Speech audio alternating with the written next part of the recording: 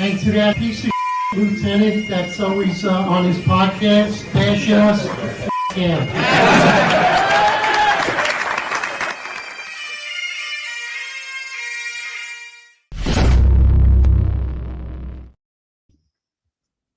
All right, good morning, everybody. 8:05 live Eastern Time. Of course, it's your Friday roundtable. John banged in, so it's me and Marlon. Friday holding it down, of course. John, keep putting in your 28s. I don't know who signed them. I think he might have been hanging out with John Shell on Thirsty Thursdays? So maybe at Joyce's Tavern. John, where are you, brother? So let's get into this. More content. Here we are. Off-duty NYPD cop was robbed at knife point. Now, what I find was interesting about this phenomenon, and it's not just an isolated incident, because we see time and time again that cops are getting robbed off duty. They're getting assaulted off duty. They're getting attacked. Now, what's interesting about this is our friends and listeners, I'm not even sure if you're aware of this, because this is something that we realized we missed last week when we went over trending news, because the NYPD was awfully quiet about it. I looked on YouTube. I couldn't even find any press conferences about this. What I did find was a small article from the New York Post, which Marlon and I were just talking about it, but very brief, very vague. It was written by Joe Marino, extremely small caption, but we didn't hear anything about it. Now you have to ask yourself, why? Why don't we hear about this? Because it's a real phenomenon that's going on. So before we get into this, I just want to say, this is something we just talked about offline. Why this is extremely concerning to me. So in this particular incident, an off-duty police officer was robbed at knife point. Now, I find that extremely problematic. And I made this observation, and I wonder from our friends and listeners if you think the same thing. What that says to me is that with this phenomenon is that our cops don't look like cops anymore. And you might say, what do you mean? Well, to me, if someone approaches you with a knife, they think they could get over on you. Why? Because that's a close encounter. And they also would have to think that you don't have an opportunity to beat that weapon. It's almost like when you were a kid, you play rock, scissors, paper. What beats a knife? A gun. So if someone's approaching someone with a knife to rob that person or attack them, obviously they're not thinking that you have a firearm, which means they don't think you're a cop, which means they think that you don't have situational awareness, which means you don't have that look. You're meek, timid, and docile. Am I blaming the victim? Am I blaming the cop? No. But we have to be honest. This is a real phenomenon that's going on right now. And it shows that the cops today do not have that situational awareness, and they do not carry themselves with that presence that they are a cop. Now, should you wear a flag or a sign that says, I'm a cop off duty? Absolutely not. But there should be some characteristics and traits about you, that your presence, that you're aware of your surroundings, and you're not someone that should be approached, especially with a knife. Mom, good morning, brother. Let's get right into it. Yes. Good morning, guys. Good morning, chat. Hope everyone's staying dry today. It's pretty rainy and cloudy right now in New York. Who we got in the chat so far? Let's do a quick roll call. I see you, Popeye, Hassan. Good old Hassan's always there first. I see Matt O'Brien, Fox. We got Ray John. It seems like a new name. Yeah, but welcome if you're new here, Ray John and Chronicles. Yeah, so as Eric said, this came out last Thursday, actually. And it's pretty interesting because it came out, it's only in the Post that we've seen it so far. And even though the robbery happened at 2 a.m. on Thursday, this wasn't in the Post didn't posted on their website until 9:31 p.m. And the details are exactly as Eric said. It was off-duty NYPD officer who was robbed at gunpoint at the corner of Metropolitan and Leonard Street, which is Knife point. Yep, knife point. Yeah, which is we don't know which corner it is. Yeah, did I say knife point? Yeah. So we don't know which side it is actually, but the article states that it's on Leonard and Metropolitan in Williamsburg, and the perp wore a ski mask. So yeah, Eric is right. It's it's a little more personal when you're robbing somebody with a knife, you know. And as we said a couple episodes, you know, in fact, I'm kind of losing count how many episodes we've talked about this, because it, for some reason, these new guys keep getting robbed off duty a lot these days. Okay, now this used to happen in the old days, like certainly when I was on patrol, but it didn't seem to happen as often as it's happening these days, you know. And I think that, again, that goes back to situational awareness and looking like a cop, and you know, giving that aura, that vibe around you that you're a cop. You know, I'm not on the job anymore, but when I went to the Cranes Forum back in September to hear Mamdani, Cuomo, and Curtis Sliwa speak, I said, you know what, let me take a walk on Canal Street on the way home, just to see if things have improved it. You know, so I took a walk on Canal Street. I'm looking around, and one of the guys selling stuff, he tells me good morning, and he gives me that look, right? Because you can sense the vibe. I'm not on the job anymore, but you know, when you're a cop, you have that aura around you. You know, you're always you're scanning around. You have that face that gives off that vibe. You know, you that prolonged stare that gives off that vibe. And for some reason, I when I see something like this happen, I don't think that cop had it, you know, because had he or she had it, I don't think they would have been approached by that perp. I think that perp might have thought twice, you know, about robbing this particular person. So, listen, we did police work a long time. In 20 years, I can tell you this, and also for the Marine Corps, just having observations and your basic observational skills to identify behaviors. Perps are like dogs. They sense it. They sense it. They smell it. They feel it. And the reality is this. It's not about size, right? Marlon and I are not the biggest guys, right? I think we're in shape. We take care of ourselves, but it's not about size. It's, you know, you don't have to be 6'7" and 350-pound linebacker to protect yourself and not engage someone who's a potential perpetrator. What it is, it's about mindset and it's about presence. And that correlates to situational awareness. I always say, when it comes to situational awareness, you have to envision, like, there's this giant basketball. I would always teach the kids in the Bronx when I used to volunteer with the Explorer program. You have to imagine you're walking and you're in the middle of a basketball rim. You got this giant basketball rim around you. And that is your personal space. And that's the situation awareness. You have to be aware of it, right? And also you have this window here, right? You have to protect your face. You have a window and make sure that people are not coming inside that window. So I'd always teach them that you have a basketball rim around you. That's where you have your situation awareness in your window. And it's also about mindset, right? That's your presence, right? Your presence has to be known that you're aware of that situation, that this is your space, and that someone, if they come into that space, they will be challenged. A perpetrator doesn't want to just win. They want to be able to get over on someone with no challenge, no confrontation, right? An easy grab. So they're looking for easy prey. And now I think a lot of this is mindset. And here's why I say it's mindset. Think about this. You're a police officer right now in the NYPD, and you're working, especially now, around the clock. Your days off, extreme amount of overtime.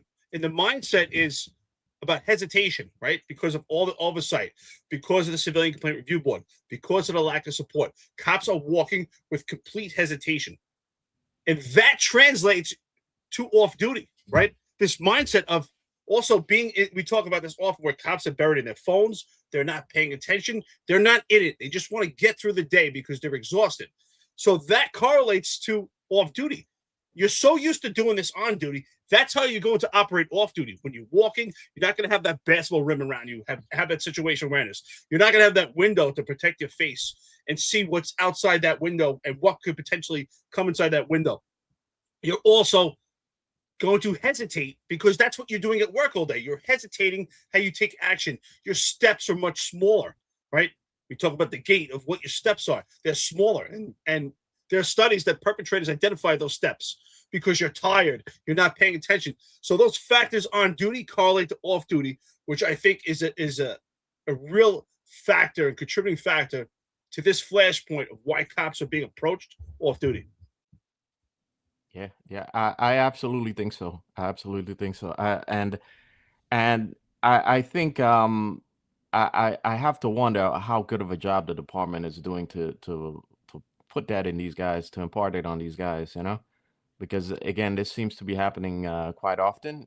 If you guys recall, back in May, there was the off-duty officer who was in uniform and he was assaulted and robbed. Um, and he had his department issued firearm taken from him. Now, back in on September 24th, we had the couple who actually now they actually fought back against the perp in Penn Station, and the off-duty officer shot the perp. But again, seems to be happening so often that you have to wonder how well of a job the department is doing to get these guys to get this into their head that and and i- and also there's something that I mean, these guys need to think about is that, especially if you're walking late at night in certain areas, you already have to have your mindset ready in case something happens. You already have to be looking around and thinking that, what, this is a dark street, this is late at night, I'm walking alone, so I gotta have my wits about me and be prepared for anybody who may be approaching me. And when I see the incidents like this, and in the case of the officer which part of Bronx was it, Parkchester, that was also late at night. And again, you have to have that warrior's mentality, not just on duty, but you have to have it off duty, especially when you're in an area where you might be vulnerable to robbery or whatever, and when you're walking late at night at that time, you are okay, you are. So well, you have to wonder just how well of a job the department's doing with this happening so often. Rob Lukash, good morning, brother. Rob says it right here. He said the same thing you said. If you're not trained as a warrior on duty, you won't be one off duty. Yeah, that's the bottom line. You're absolutely right, brother. Good morning. I hope you got good weather this morning, enjoying the sunshine. So, especially right now, as we get closer and closer to Christmas, it's just, to me, this is a reflection of the state of New York City. I often talk about two benchmark indicators to identify what's really going on with crime. If we're not looking at crime numbers, you could just look at Times Square and Central Park. To me, those are two benchmark indicators of what's going on in the city. So what this says is not only are police officers vulnerable, right? Because I don't think they're targeting police officers. I don't think that perpetrators saying, let me find off-duty police officers. They're finding people that are easy prey.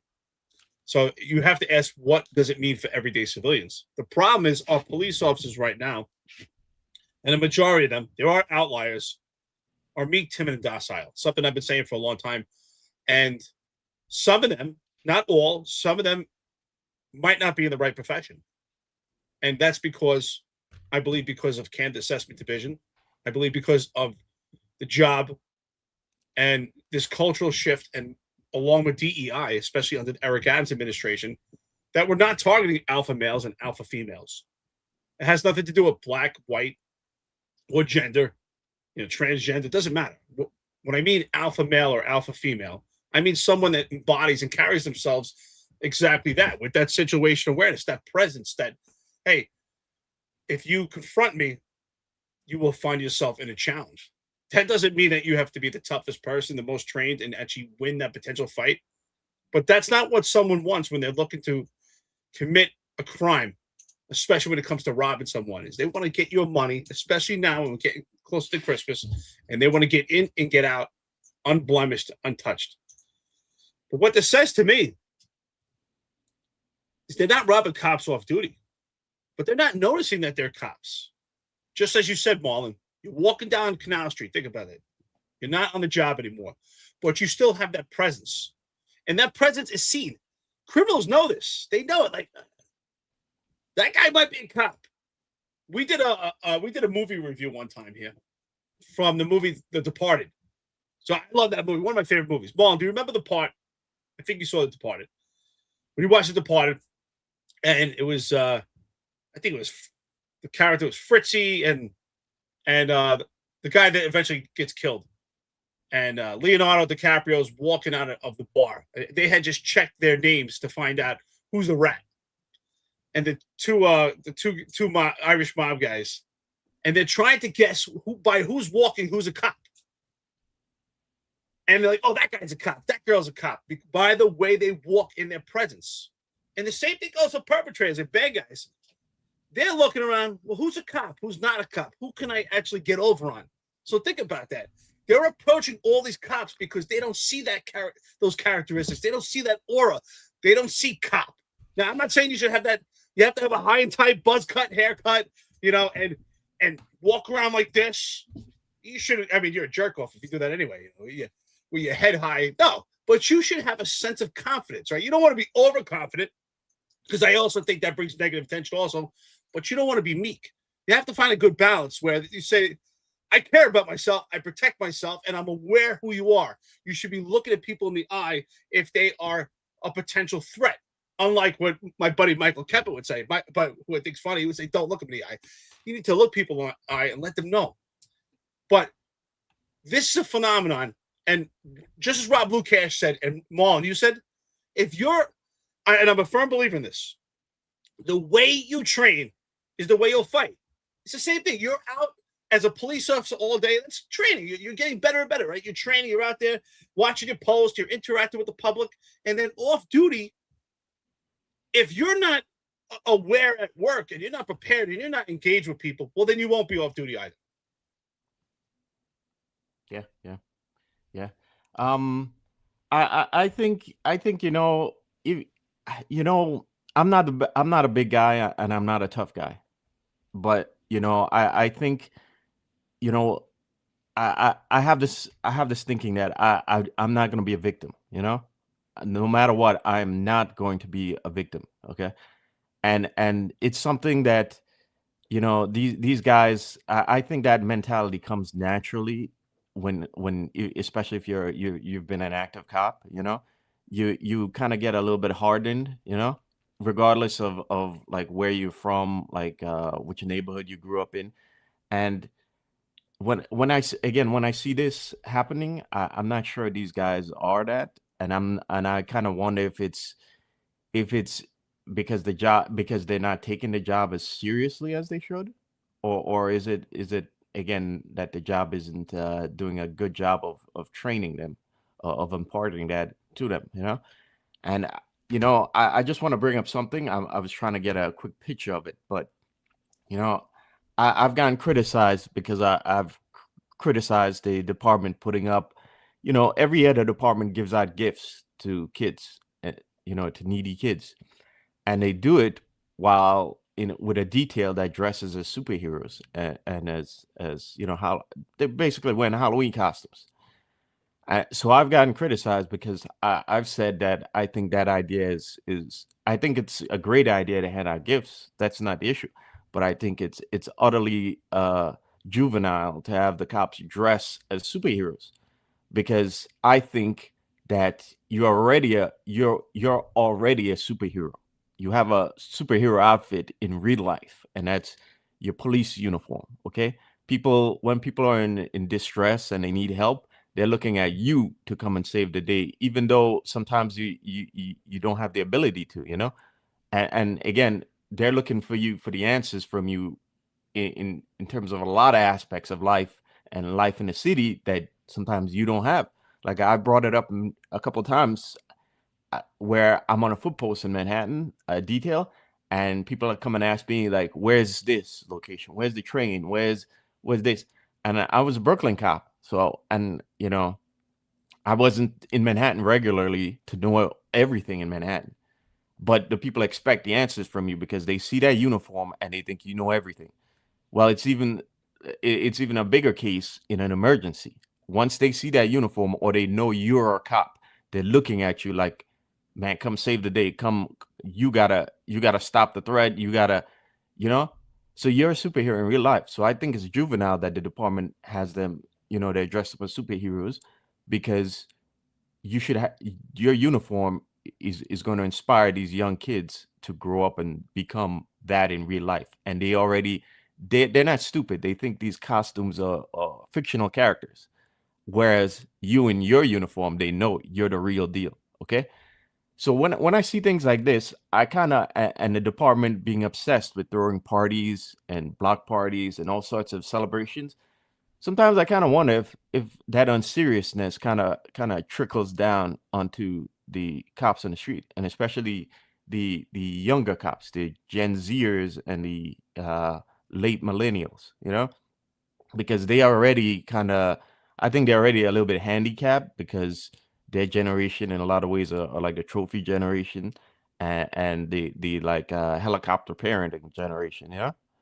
So I just have to wonder if that unseriousness, if a lot of these guys aren't taking it seriously enough. They don't realize that, hey, if you get robbed and the perp sees your cop ID, okay, he may offer you right there, because if this is a guy who doesn't want to go back to jail, and he's, in a moment of panic, realizing that, hey, I just robbed a cop, I'm gonna get caught.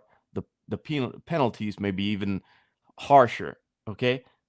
But he doesn't understand the law, so more, so he may be thinking the penalties are harsher or whatever. He may off you, and this is that.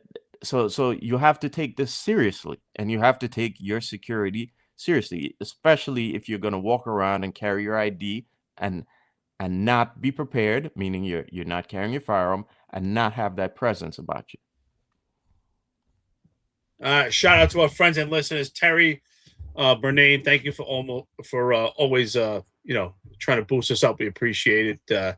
JL 1883, Fox, we appreciate it. Urban Taunt, Eddie West, my brother. We got to get that cigar, dude. Of course, the man Chatter Hassan, John McCarthy, Greg Gordon. What's up, brother? Simplify. A lot of great people. Alone Silencer, Hardcore, right? I think Hunter, John Deere. What's up, brother? Good Friday. I'm glad everybody's here. And of course, Pat Donahue and many others. Crazy 7. Was it Crazy 10? Crazy 10-7. Chronicles. Marlon, I got to laugh, right? Because it's funny talking about the superhero thing. It's kind of not related, but it's just funny. When I used to work in the Lower East Side, the big thing for anti-crime teams, right, is always that big black van, right? Every command I was in, we had like the big black unmarked van. Everybody knew who that van was, right? But every night when we would come back to the precinct late at night, we would always put like some kind of funny music on the mic, in the neighborhood. They were cool. Everybody would laugh. Like, that was when the job was fun. But I remember, in the Lower East Side, you got some wacky people. Fun, but that's a fun place. But I remember we're driving, and PSA 4 in the Lower East Side, they have this garage in the back of the precinct. That's where you park the cars. So we were playing Power Rangers on the mic, and some guy, he was the guy dressed up in his superhero outfit. He came out running in his Power Ranger outfit, and he ran into the garage. He was all excited, man. We couldn't stop laughing. We're a grown man in a Power Ranger outfit. So good times. So talk about superheroes. So some superheroes could be a little crazy, but you know what? I do blame the job a lot. And when I talk about the job, that is people. That's the upper echelon. That's the leadership that's not putting in a good training apparatus. And one of those things, and it's not just this administration.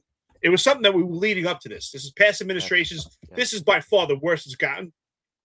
But what I did see is the job started to reward cops for being indecisive, for being meek, for hesitating. And that, I think, is a major problem. That, to me, was a 180 in comparison to Ray Kelly. Now, I know, listen, Ray Kelly's not someone we should worship for God. There was a lot of things that Ray Kelly did I did not agree with. But there was a lot of things he did that were very good also.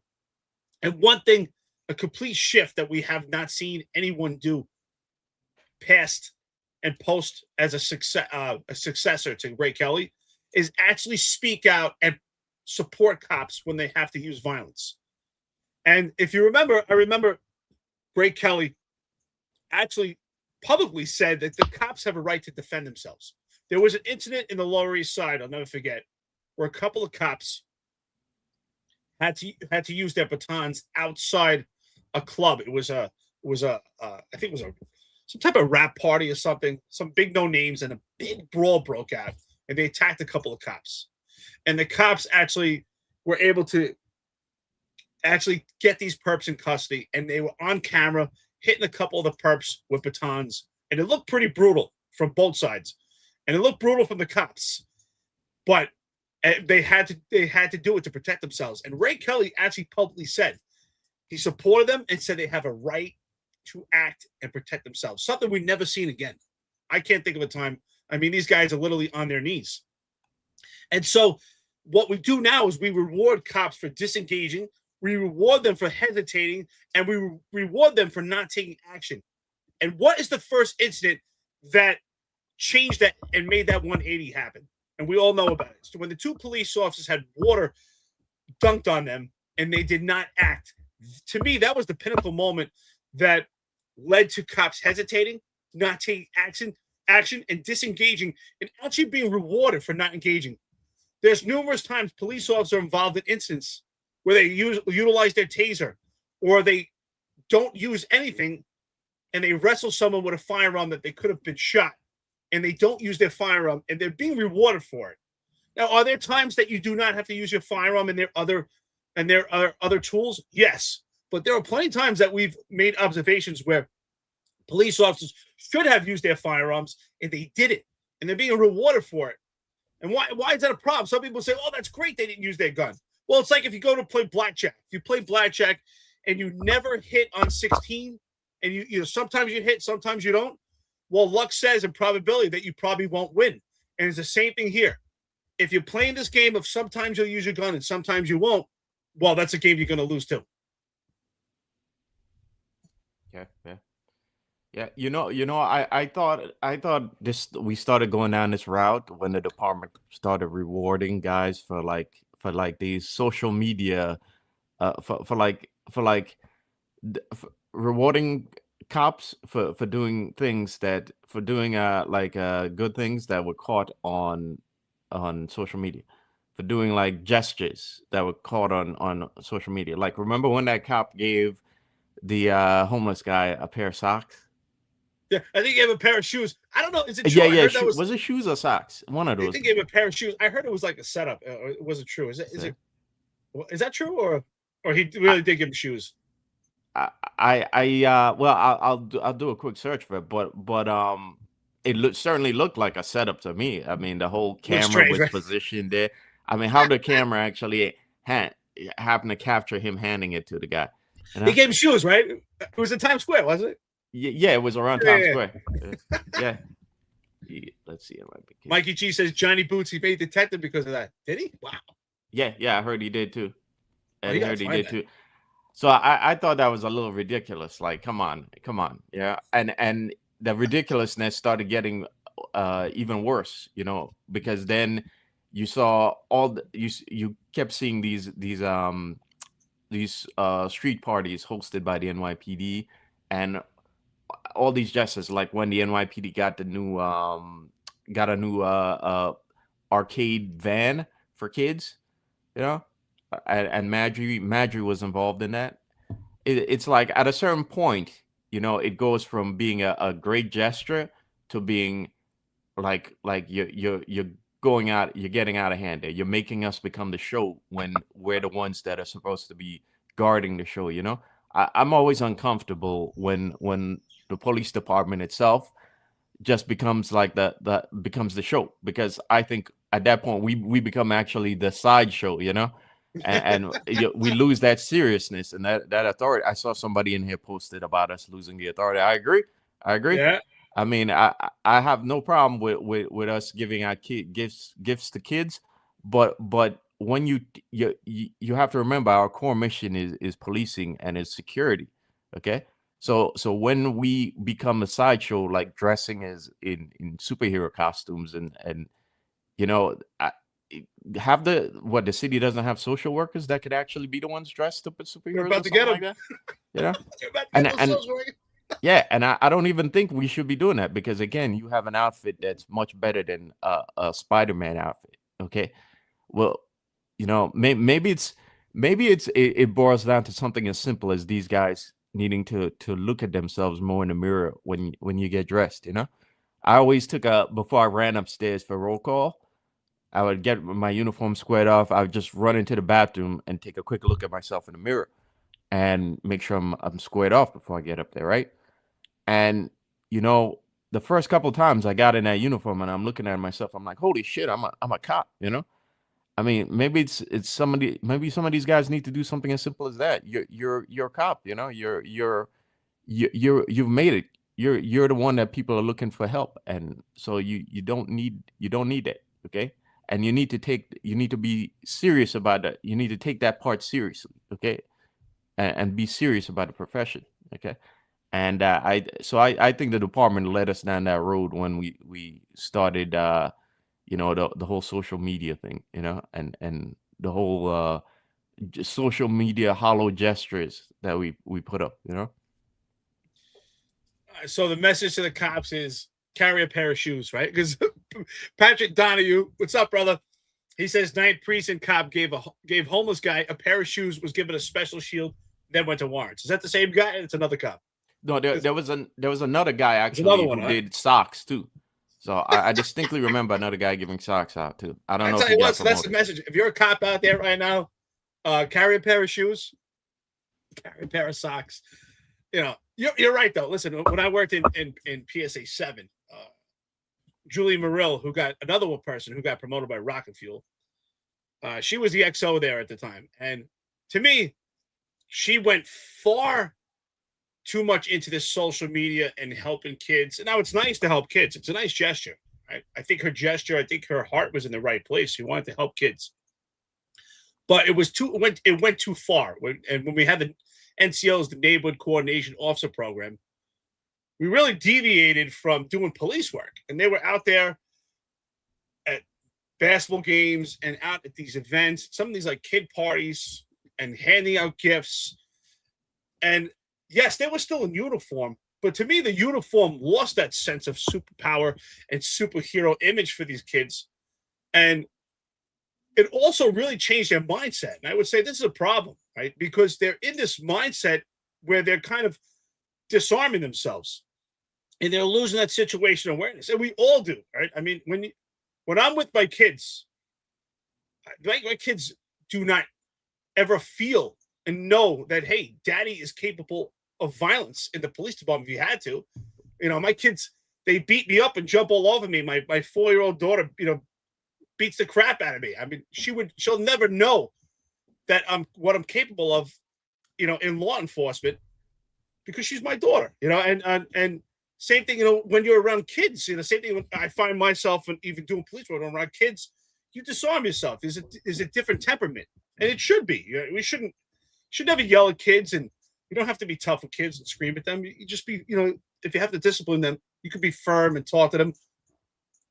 And that's a problem. We'll lose that mindset. So, and I get it. I know that the job, and that's the upper echelon, put Julie Murillo in this position, in my opinion, that in order to get promoted, you have to really start gearing yourself towards social media. And the reality is, I guess it did work because she got promoted 2 steps into the chief ranks. So now, while that's a good gesture, I know she has a good heart, cares about people, and I saw it. But I think that's a problem when the upper echelon, and that's the leadership, is gearing cops and moving them away from being warriors to being just guardians. And there's a big difference, right? You have to be a warrior in the garden, right? And not be a guardian in war. And when you're a police officer on the streets, you're in battle. You are. And people say, oh, what do you mean? Well, you are. You're in battle. And even if you're at war, and I was at war, that doesn't mean you're fighting every day, but you always have to be aware of what's going on. And you have to have that mindset. And that sure as hell goes for cops.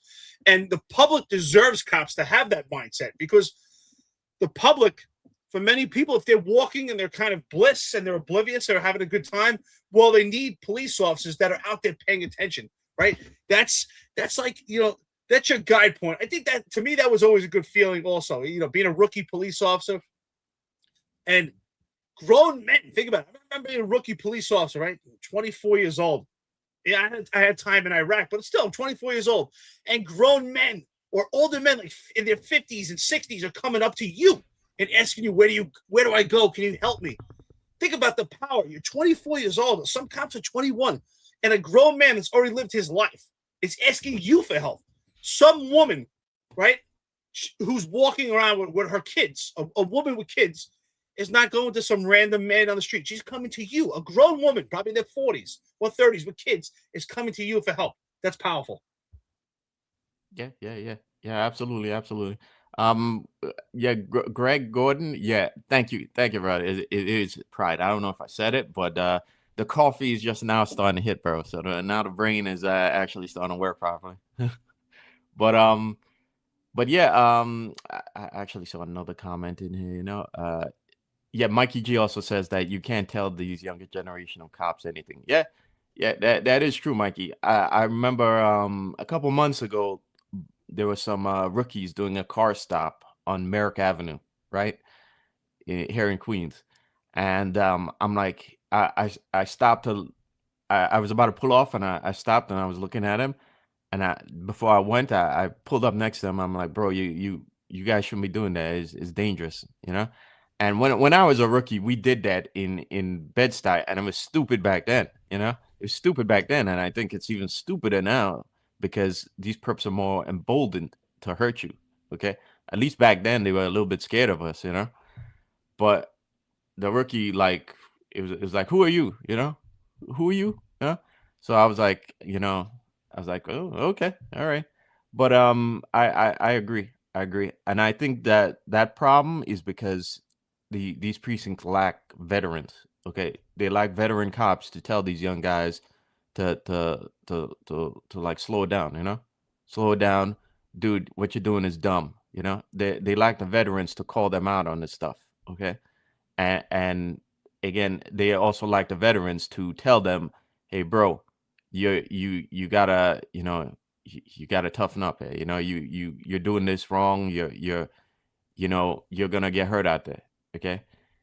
So I don't know how we're going to get past this with the current state of the job with the veteran leadership leaving, even though Tish says that apparently, according to her, right, the cops that are leaving are anticipated, and the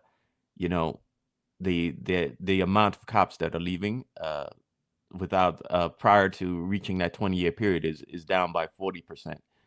According to her, it is.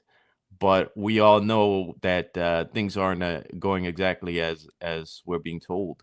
And I think when you see things like this happening more and more, it's an indication of again, that lack of veterans to teach them, and the lack of that street smarts being imparted on them. I gotta thank the chat. Definitely, thank you so much. A lot of great comments here, a lot of great engagement. Mike Marino, you got me laughing, brother. He says 2 jumps in rank is unusual and quick. I would call that rocket fuel. Yeah, it is rocket fuel. Something that became a phenomenon, I would say, with Dermot Shea, with former Commissioner Dermot Shea, and especially now, a phenomenon that we weren't used to, where people were getting promoted by rocket fuel. And I think it's, even if someone is worthy of that, if they really have the tools, I just think it's doing a disservice also to that person that's getting promoted. I think you do a disservice to them also, because people are already going to be critical of leadership, and you should. And just like Kaz Daughtry, if you're promoted by rocket fuel, we're going to be even more critical, obviously, because all eyes are on you. Anyone, if you get promoted by rocket fuel, you got to say, damn, I got to put out a good product. All eyes are on me. Absolutely. Because everybody wants to know, who is this person, right? Who's Kaz Daughtry? Wow, they promoted this person by rocket fuel. Like, what did you do? So, yeah. Fox said, in battle, that's an understatement. Even me, an older woman, I step into a war zone every time I step in the street. Right, because you have to be aware and prepared and prepare yourself. Now, there's a great comment here. Let's see where it comes from, if I can find it. I see a great one there by Chris McSweeney too. Chris says they are told by their bosses to go to their bosses for answers and not a fellow cop. That's it. Or Thank delegate. you very much. Yeah, that's exactly. These comments are flying in. Couldn't find it. Exactly that. You're told to go to a delegate, and let's be honest, your delegate is a liaison, and just because they're a delegate doesn't make them a good cop. Are there delegates that are good cops? Yeah, I'm sure. But there's a lot of delegates that are also there for the small perks that they get. And they're really liaisons, and that doesn't make them a good cop. And unfortunately, I think it's about 40 to 50% of the job. I got to get those numbers, but it's around 40% of the job has less than 5 years on the job. So who are they going to listen to? And someone here says, I think it's DB, if I can find it. Tactics. These comments are flying in. Tactics. Yeah, here we go. Tactics. Complacency kills good tactics. Who's that from? DB Dave. Yeah, absolutely. So tactics are important, but the problem is you have to have tactics to use them. What is tactics? Tactics means planning and preparation. But in order to plan and prepare, you have to have something in your toolbox to plan and prepare with. So that's a question I think that Marlon and I are asking. Are these cops getting the training, the necessary training they need to be prepared on duty and off duty? Now, don't get me wrong. I think this is also important. Training is important, but we also have to select the right people. Now, who does that mean? Does that mean that you have to have all those skills before you get in the police department? Absolutely not. But you have to have those characteristics, and you have to have the potential, right? I would put people in my units that didn't really have much skill yet, but I knew they had the potential. I knew that they had the desire, and I knew they had the ability to learn. And it goes for these cops right now. I highly doubt they're getting good training, because if they were, this wouldn't be happening. How you operate on duty is how you operate off duty, and that corresponds and correlates back and forth. And to go to your delegate, I mean, it's a great comment. You go into your delegate for police work, find the guy that actually had time on the job, if there is that guy, or find someone in a precinct and study that person, ask them questions, someone that's experienced that actually did the job. Again, some delegates, yeah, they're good. Some delegates, they did real police work, but some didn't. Pick and choose. Yeah, the Chris McSweeney's his statement brings up a question. I'm going to ask a question for you, Eric. Do you think a boss should be the field training officer? The sergeant should be the field training officer. Do I think the sergeant should be the field training officer? No. Yeah. No, I don't think a boss should be the field training officer, but I do think that the sergeant should be a mentor. And there's a difference, right? So, and the reason why is because as a sergeant or a lieutenant, you want to build a great rapport with your people and relationships, and you want them to look up to you. But as a sergeant, you can be there to help them and train them, and you should absolutely train police officers how to do police work. But unfortunately, because these sergeants now are so bogged down with administrative stuff, and sometimes you have to step away, you're looking at the whole picture, and you can't just be isolated to one police officer. You can't be the field training officer, right? There's a good book about leadership, right? And it talks about soldiers on the front line, right? And if soldiers are they're looking into their sights, right? They're looking at their sights. You're zoomed in on that one thing. But the leader is the one that's walking in between everybody, walking around, walking in front, because they have to see everything. And that goes so. And let's keep in mind, I think there's a misunderstanding with the leadership of the upper echelon, especially now and throughout my career. This idea that a leader should be in the back. No. A leader, you should be in the middle, front, and center, but in a position where you can see everything. Not in the rear with the gear. Not at the precinct. Yeah, did you take care of it? That's not a leader. You need to be in there, in the front with them, setting the example, but a position you can see everything. But if you're just on the sights, right, so a field training officer, to me, should be an experienced police officer that could actually take time to teach someone. But unfortunately, the NYPD never made it an illustrious position. Most of the cops that they put in these positions as field training officers don't want to do police work themselves. So this is how we're teaching them. This is how we're passing the torch. We're putting cops that don't want to be there. We don't incentivize that position as field training officer. We don't make it viable. So we get cops that don't want to be there, and they're passing the torch to someone, even if you want to be a cop. Like, you're riled up and you're like, I want to be a cop. And poof, they give you this field training officer that it's already jaded, doesn't want to do police work. And you're like, pfft.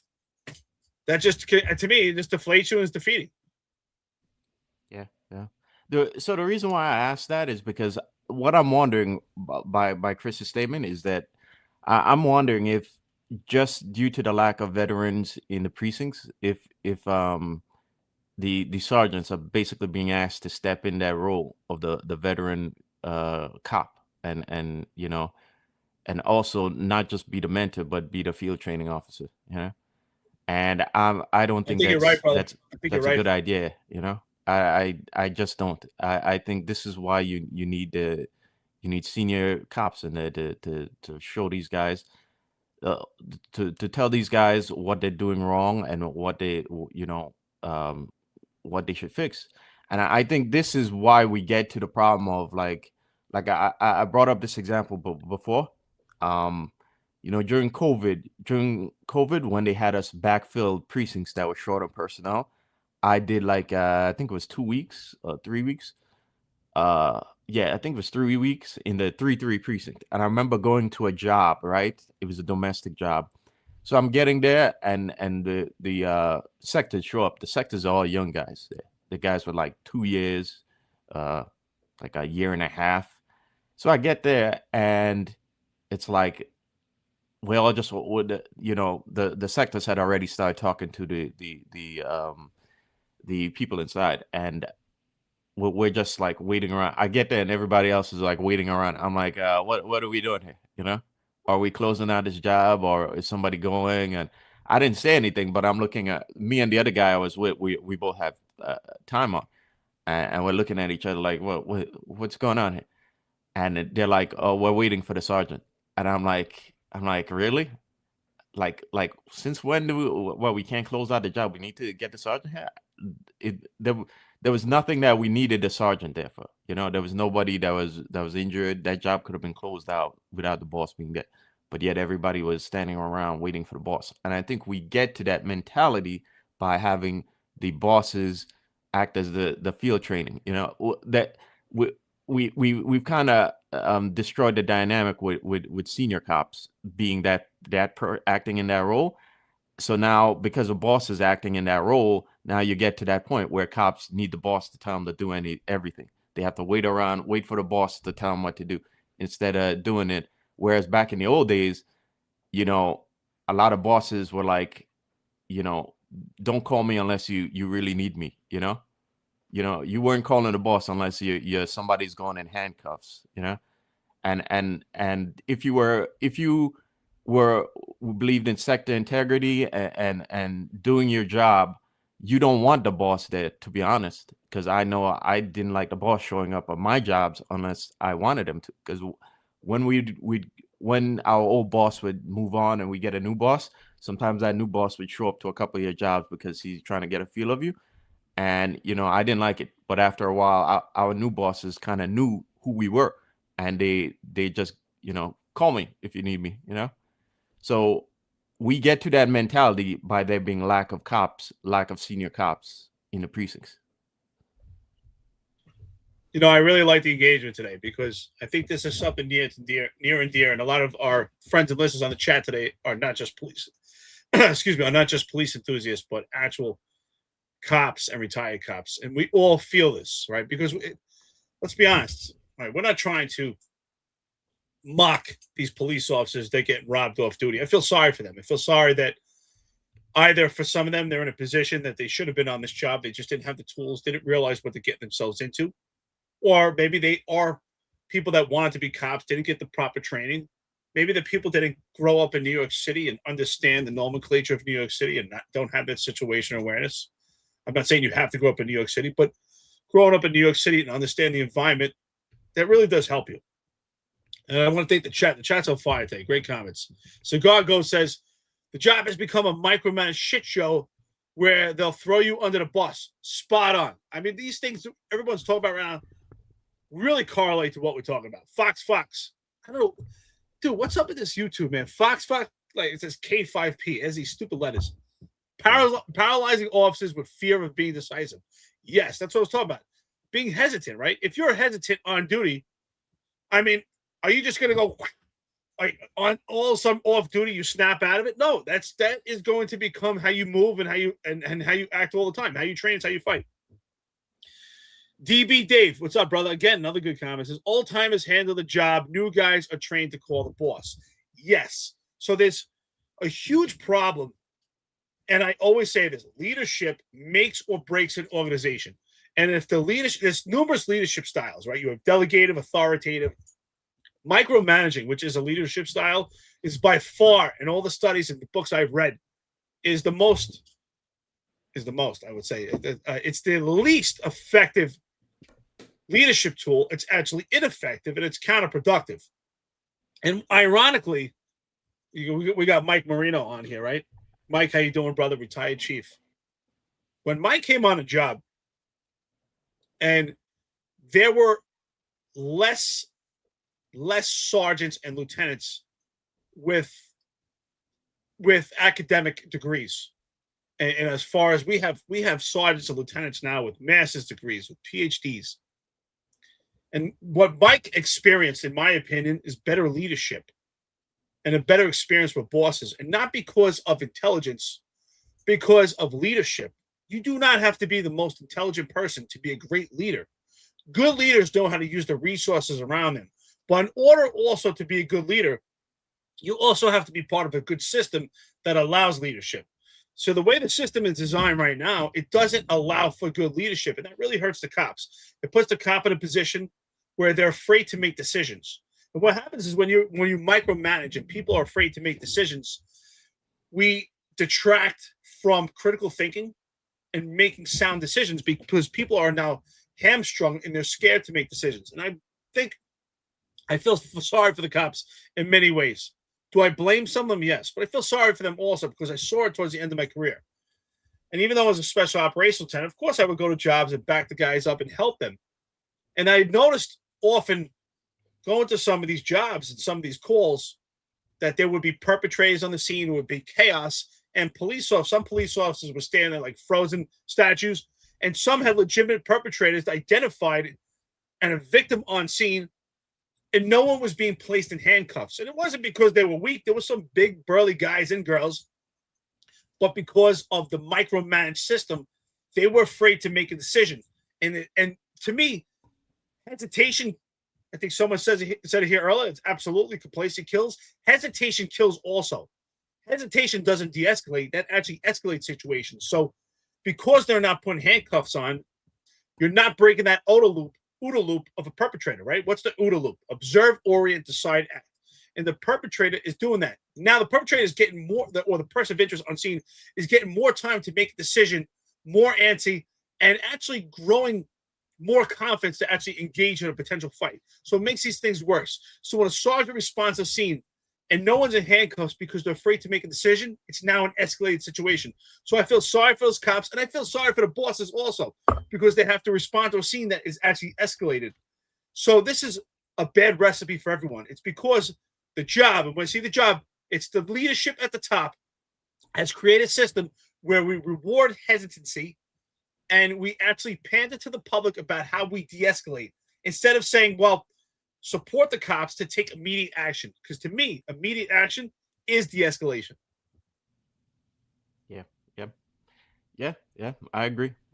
And so to close out this segment, I think we get to all these cops getting robbed off duty, and that lack of presence and that lack of that warriors mentality by things like that, by the job micromanaging, by the job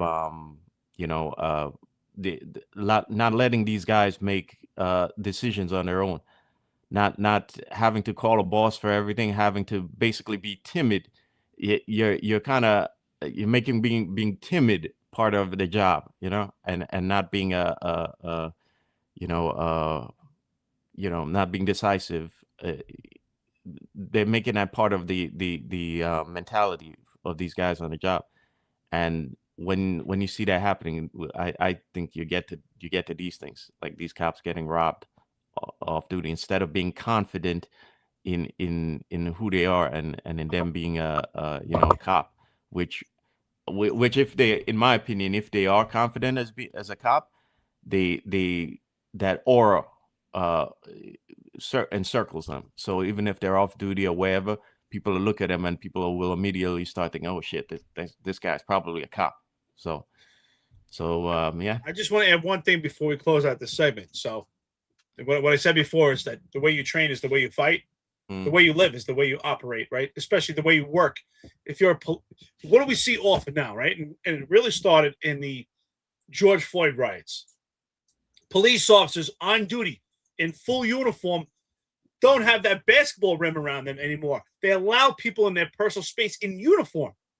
So if that's your mindset and you're allowing people in your personal space in uniform, well, what's going to happen off duty? And that's why I say that you have to make these observations. To me, the fact that cops are getting robbed off duty at knife point is a huge indicator to me that they're allowing people into their personal space. They're allowing people to get close to them, and people think they can get over on them, right? If you get robbed at gunpoint, it's different than getting robbed at knife point. Someone could rob you at gunpoint and still maintain some distance.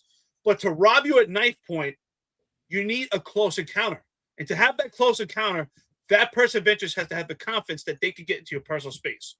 And that is a phenomenon we've seen since George Floyd and all those riots where we allow people in our personal space in uniform. So I just think that completely correlates. Yeah, I agree. And so this was I think this was yesterday, was it? No, it was Wednesday.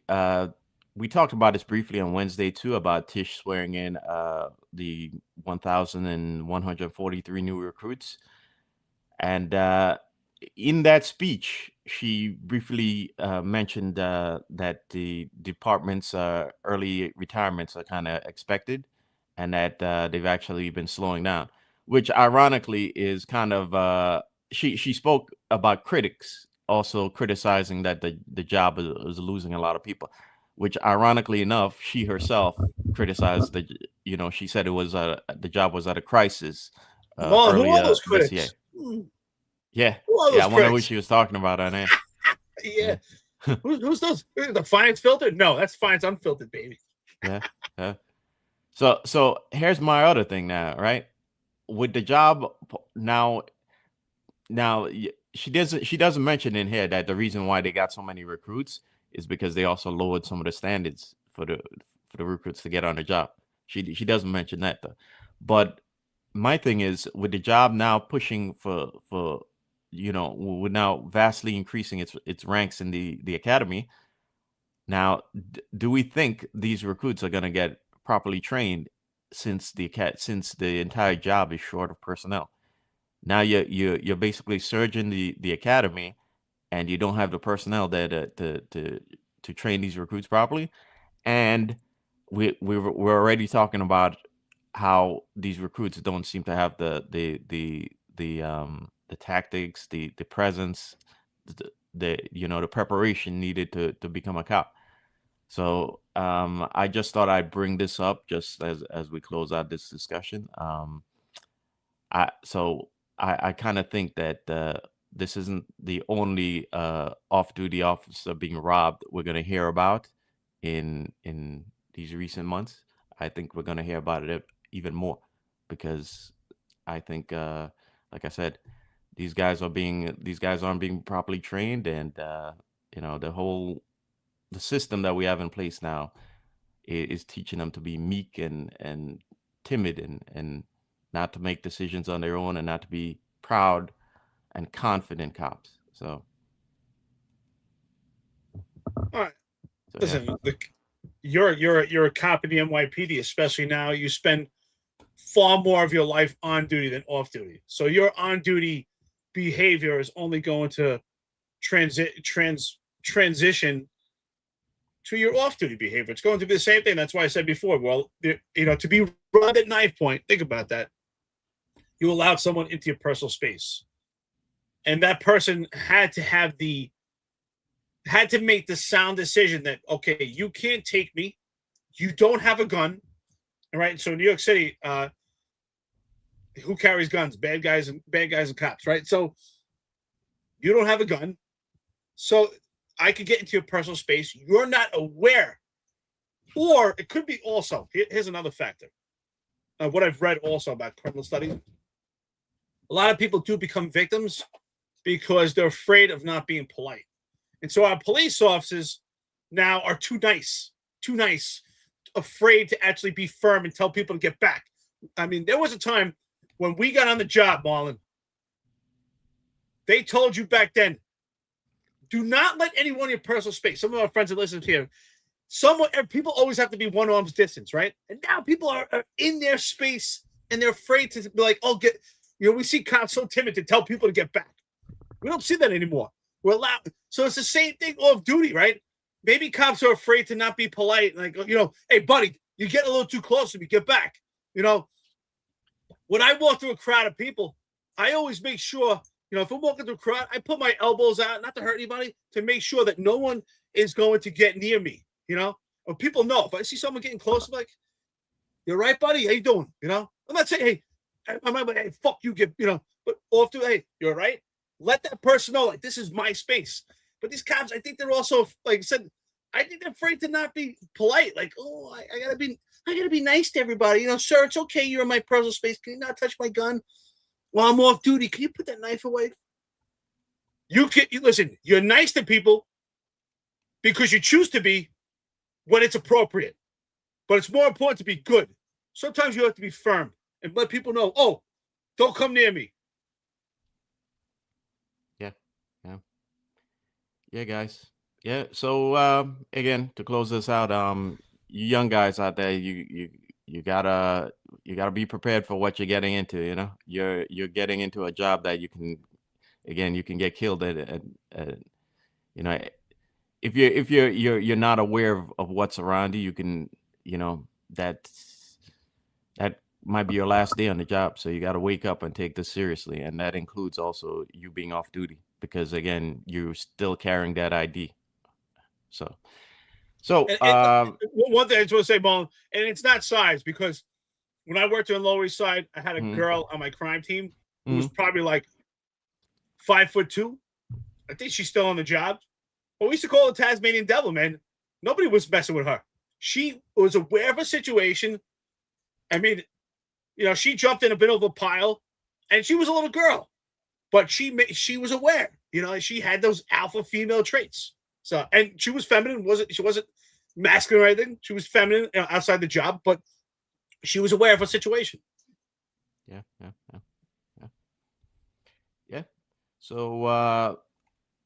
So remember when we were telling you guys that in a couple of months we're going to learn that there's a lot of shenanigans going on in the final days of this administration and final days of this year? Well, the city council is now poised to pass a lot of last minute bills, and I think they're doing it without thinking of the consequences of those measures they're passing, right?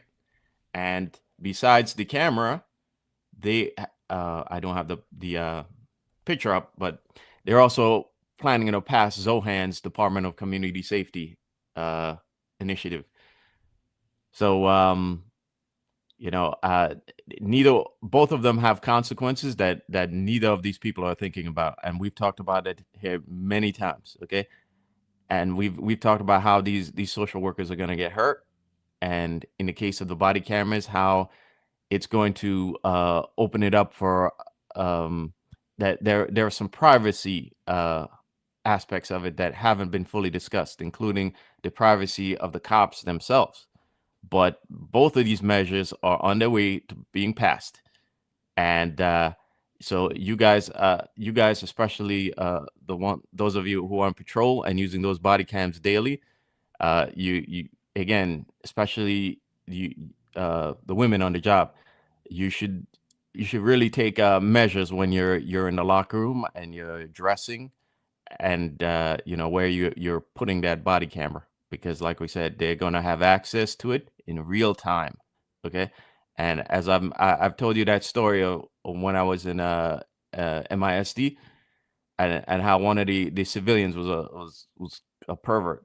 Okay, and so if you best be sure that there are other civilians in there who are going to have access to those cameras now, and they don't have the same scrutiny that uniformed cops do. Okay, and these civilians are going to be not even going to be working for the police department. They're going to be working for CCRB.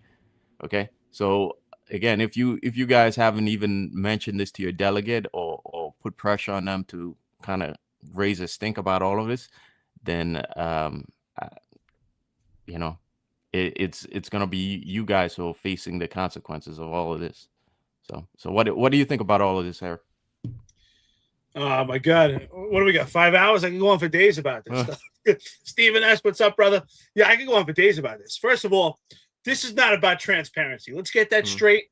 Jonathan Darsh, CCRB Executive Director. This is not about transparency. This is about intervention. That's what this is. Because the body cameras were meant for documentation, to document and to preserve evidence. That's what it was meant for. At least that's what we was sold, this idea. And in reality, it's now surveilling the cops. And that's basically what CCRB wants to do. This is surveilling the cops. And what this does, we just talked about cops having hesitation, cops allowing people in their personal spaces, cops being afraid to make decisions. They're micromanaged by the upper echelon, by the leadership, because of the politics, because of the system, because of all the oversight, because of CCRB. And it correlates to how they respond and how they act off duty. And now they're going to have more intervention where CCRB is watching them in full time. What is that going to do in real time? Real time and full time. What is that going to do to their decision making? Again, that inhibits their decision making, impedes their ability to do their job. This is a disaster. It's only going to make situations escalate even more, because when perpetrators, just like dogs, when they sense fear and hesitation, they act. That's what people do. They get over if they can. That's what people don't realize. That's how good police officers are in this country. That's how good they are. We don't hear about police officers getting killed every 5 minutes like some places in Brazil or some other places. Do we lose police officers every day? Yes, nationwide. But think about all the interactions that police officers do a good job, but it's getting worse. It's getting worse, this phenomenon of cops getting attacked because of all this micromanaging. And this is just going to make it worse. The cops are inhibited from acting. This is insane. But it's not transparency, it's intervention. And what CCRB sitting there watching, they don't even know what they're looking at. Unless you're a cop yourself or you're a trained investigator, you don't know what you're looking at. And when you're watching body camera, it's one-dimensional, right? Because when you're a police officer and you're involved in a situation, I may be looking at the right side of a situation. I'm working with Marlon, right? I remember we would split situations. I would always say we would try to split it to 4, right? I'm looking, I'm looking here at the top section, the bottom section. Marlon is looking to the left. He's looking at the top and the bottom. But a CCRB investigator, someone watching that camera, do they even know what they're looking at?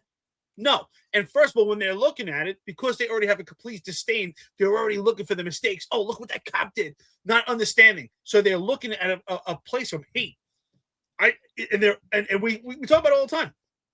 They've already reverse engineered cases. They're going to reverse engineer what they saw in real time. And their emotions, unfortunately, are invested also in watching it, because to me, they're not trained professionals. And I dealt with them on a constant basis. Most of them were extremely unprofessional, lacked training. One even asked me, because I had to deploy a strike to a violent perpetrator that was biting my cops, if I was trying to subdue and put the perpetrator, make him unconscious, because we shoot to kill. Whoa, we don't shoot to kill. So Gallagher was the attorney there. You remember watching this, brother. You know exactly what I'm talking about. So they're untrained, unprofessional, have a complete bias and disdain for policing. This is just going to make cops even more hesitant, and this is going to correlate to off-duty, and be prepared to see more cops robbed at knife point. Yeah. So according to the post, Adrian Adams says this is she wants to do this for her legacy. I wonder if that legacy is the legacy. Okay, comes with a lot of green papers, but this again is going to be a problem for the job. Okay, and it's going to be a problem when CCRB, like Eric says, when they start reverse engineering and they create complaints to justify their budget, especially as, again, the papers are now admitting that Mamdani is coming in with a kind of a budget gap there. See, it's a projected $6.5 billion budget gap. Okay, so at some point, right, they're gonna have to make some cuts in the city, and the CCRB now has a means to justify their existence even more. Okay, and to push for the city to not make budget cuts to them. After all, they're gonna need more personnel to watch the videos. I don't think that now we all know this is headed towards AI, but that AI isn't coming overnight. Okay, so they're gonna need to justify the hours they're gonna take to look at those video. They're gonna have to justify the personnel they're gonna need to manage all that video. So again, this is gonna be problematic on many accounts. And with that said, good on Pat Hendry for at least talking about it. Though I hope that when this leaves the news cycle in about a week or two, that he doesn't go silent like they habitually do on many of these controversial issues. I gotta laugh because I spoke to a couple of cops about this. Of course, I'll leave them unnamed, but they were like, "Oh, this is never gonna pass." I said, "What do you mean? Why it's not gonna pass? It's definitely gonna pass, right?" And a couple of cops were like, "Oh, because Michael Gerber, at the meeting at the city council, testified that it violates the law." I go, whoa, wait a minute. Since when in the Eric Adams administration is anybody following the law? How about sanctuary cities? They're not following the law. What are you talking about? All of a sudden that we're going to follow the law now, and CCRB won't have this proposition passed. It will definitely pass. There's no doubt about it. So for the cops, my buddies out there that I spoke to about this, you know exactly what I'm talking about. This is going to pass. They violate the law every day. This is the Eric Adams administration. Eric Adams is still the mayor, by the way, not Mamdani. I know every time, we tweet things, somehow, if you tweet something about Eric Adams, they'll blame Mamdani. Mamdani's not even the mayor yet. Poor guy's getting all the blame, and he hasn't even started yet. Do I agree with all his policies? Absolutely not. But he hasn't even started yet. How can we blame the guy yet? But, yeah, they violated the law. Of course this is going through. And you're right. This is one thing we spoke about. There's no way. First of all, CCRB is so short. They can't handle 18-month investigations on the stupidest stuff because they drag it out until they can find something wrong with the cops, or they'll let the statute of limitations run out so they can still impose substantiations. No discipline will actually be disposed of, but at least it will say substantiate your record, because that's what they want to do. They want to destroy your record and destroy your life. And now they want to watch you in full time, but AI is going to do it. And how subjective it's going to be, right? They're going to put in AI. I don't know, if a cop raises his voice, discourteous, notify us. If a cop does this, that's exactly what it's going to be. I remember one time I was putting a lady in a car, right? And real cops know exactly what I'm talking about. I don't care if it's a lady or someone skinny. If they want to punch themselves up and stiffen their body, unless you soften them up, you're not getting them in the car. And I got this lady, she's a little overweight, she's hanging over a little bit on the side. You know what I'm talking about. And I'm trying to get her in the car, and she's screaming out, suck my. She said that 100 times. So finally, it was like 43 seconds, and I'm like, get the fuck in the car, right? So my CCRB interview, they stop it at 43 seconds. Is that you? I'm like, yeah, it's me. Of course it's me. You know it's me. You see me saying it. Why'd you do that? I'm saying, did you forget the 42 seconds before where she told me to suck her so-and-so about 40 times? We're not talking about that. 43 seconds, you said get the fuck in the car. And guess what? Substantiate the discourtesy. Yeah. I expect more of that. They're gonna have to justify themselves, and this is a great way to do it. Yeah, great way to do it. But even as I mentioned, the other bill that's getting passed right now is Zohan's Department of Community Safety. Yes, if you thought the shit show was getting bad, it's gonna get even worse. Okay, now so this measure is getting pushed by our favorite golden girl at the city council, Lincoln Wrestler. Okay. By the way, And, Lincoln Wrestler's actually surprisingly actually defends us sometimes to John Shell, which I think is pretty funny. Yeah. Well, he's all over the place, like but I don't know where they're coming from on this bill, because again, right now the budget for the Department of Community Safety is $1.1 billion. Okay. Now I don't understand how it's gonna be even possible to do that in a city our size, considering the NYPD's budget, right, was what was it, 5.5 billion for this year, I believe. How are you going to have a Department of Community Safety that is going to need people you're gonna need personnel for every tour, for every command in this city, for every public facing command in this city, the precincts, the transit districts, the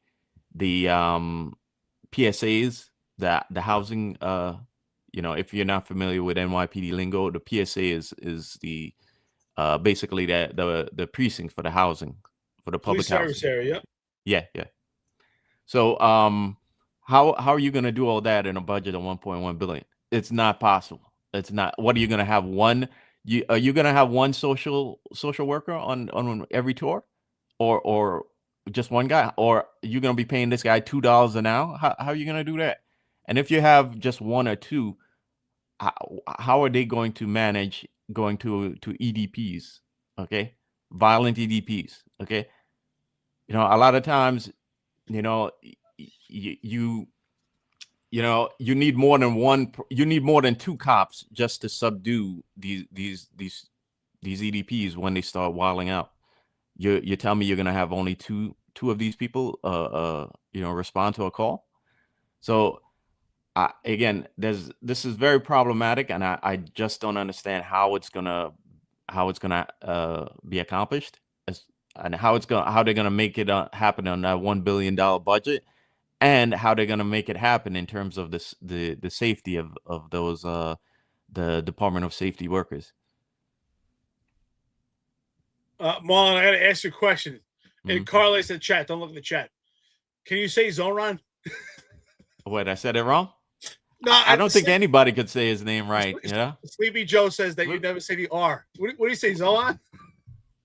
I think one of these days we'll get it right, along with Frankie Palagucci's last name. Dude, I don't think anybody said Zoran Mamdani right. I had Zoran Sorry, Mamdani.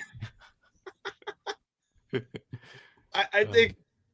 I think welcome to Seattle, by the way. I mean, sorry, New York. That's pretty much what's happening. Yeah, we brought Seattle and Portland are going to be NYPD is now going to be Seattle and Portland. So if you thought Seattle and Portland was out of their minds, yeah, welcome to the NYPD. This is going to be Seattle and Portland on steroids, because the NYPD is the largest police department in the world. It's the city with all eyes on it, biggest city in the world, and we're going to have social workers. This is going to be great. I just want to know how's this all going to work. I really want to know. I'm waiting for it. I tweeted about it. So what's going to happen? So the cops aren't going to respond to some of these 911 calls. Social workers are going to respond. Are they going to respond trained, armed, uniform? What's their apparatus? And are the cops going to be around the corner waiting? Like, okay, we're a block away. They don't see us, right? Can't see the cops. They don't see the boogeyman. But call us if you have a problem. So that's what I envision happening, right? Sector Adam of two social workers, they approach a call, but they have Sector Adam of Marlon and Eric, rhetorically speaking, in uniform. We wait around the corner, right? Because we don't want to see those uniform guys with guns, the boogeyman. And then they call, okay, it's heating up. You guys can come now. And then the cops are going to come in. I'm pretty sure that's pretty much what's going to happen. You're going to have Sector Adam uniform attached to Sector Adam social workers, but you guys hide in the background. So what does that do? that actually escalates the situations, because the social workers, unless they're trained and armed, you're going to need the cops. And if things get escalated, the cops are now responding to an escalated situation. And who's watching? CCRB AI. Oh, the cops had to use force. The cops had to raise their voices. The cops had to curse. Substantiated. That's what's going to happen. This is only going to escalate situations. It's not going to de-escalate. Yeah.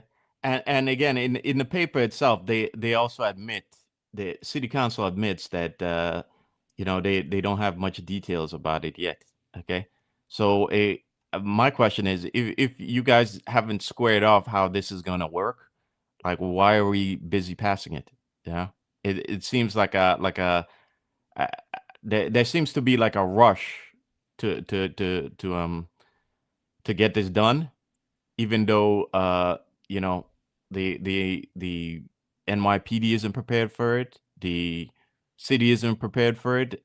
Nobody knows the unintended consequences that's going to happen when you do this.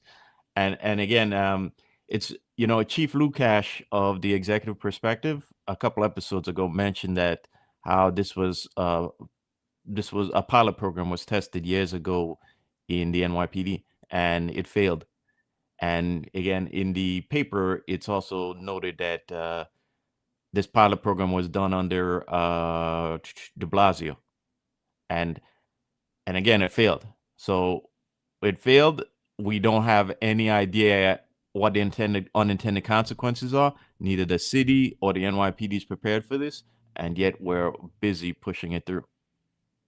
So I think we're in for you guys. You guys have asked us, like, are we gonna run out of content? Well, I'm telling you now, okay, we might need to start another show just on the Department of Community Safety, because there's gonna be such a shit show over there that it's gonna give us content for days. Okay, it's gonna give us content for days. In fact, we may need to start a whole new channel for the amount of content that's gonna come out of there. Remember, right now, one of the biggest problems with the NYPD is there's not enough training. And there's not enough training because we can't even send guys we don't even have the manpower to allocate in order to allocate guys to training. If you put the more guys you send to training, you got to find a way to cover them on patrol. So we can't do that now. Training is not sitting down to watch a video on the NYPD internet. That's not real training. So we don't have real training in the NYPD. So how are you going to have that for the Department of Community Safety? When they don't have, again, they don't have the budget for it, and where they're going to where are they going to find the training staff, the experienced training staff to even tell these guys, what's appropriate, what's inappropriate, how do they, manage their safety when they go into these calls. So again, this is going to be a shit show, and it's going to give us content for days here. Brother, I love that comment. I got that comment early on when John and I started this podcast together. Cops would call me constantly. Show's good, man. It's cool, but what are you going to do when you run out of content? I'm like, what do you mean run out of content? Do you look at the paper? It's every day, brother. And I don't even need to look at the paper, because now we as Defiance Unfiltered, let's be honest, we beat the papers, right? We've been on talk. And no, we're not getting confidential information from people. We just make our own observations. And it's not hard to see. But I can tell you this. The program that was started and it failed, but it also was in uniform. And I'm going to go into explain that in a second. And it failed. Reed says, by the way, good comment, brother. Reed says social workers probably won't work the first platoon as they only are doing 16-hour tours. Yeah. I wonder why they're not working the first platoon. Yeah, I think you're absolutely right. But here, you ready for this? They tried the social worker program in uniform. You ready? I don't want to insult some people. There are a lot of good cops, but they know exactly what I'm talking about. It's called the NCO program, the Neighborhood Coordination Officer program. They tried to turn some of those cops into social workers in full uniform, active cops and retired. you know exactly what I'm talking about with this neighbor coordination officer program. And what they did was, it's not seasoned cops. Some of the seasoned cops that went to the neighbor coordination officer program did legitimate police work, and they wanted to do it because they had access to ECMS, which is the Enterprise Case Management System, where they were going to do companion cases with the detective squad and start to learn how the detective squad does cases. Some of them wanted to do it because they were promised a detective shield, which they gave out a couple in the beginning, and that another promise that went away. But what they did was they groomed a lot of new cops. That's where the social workers came in.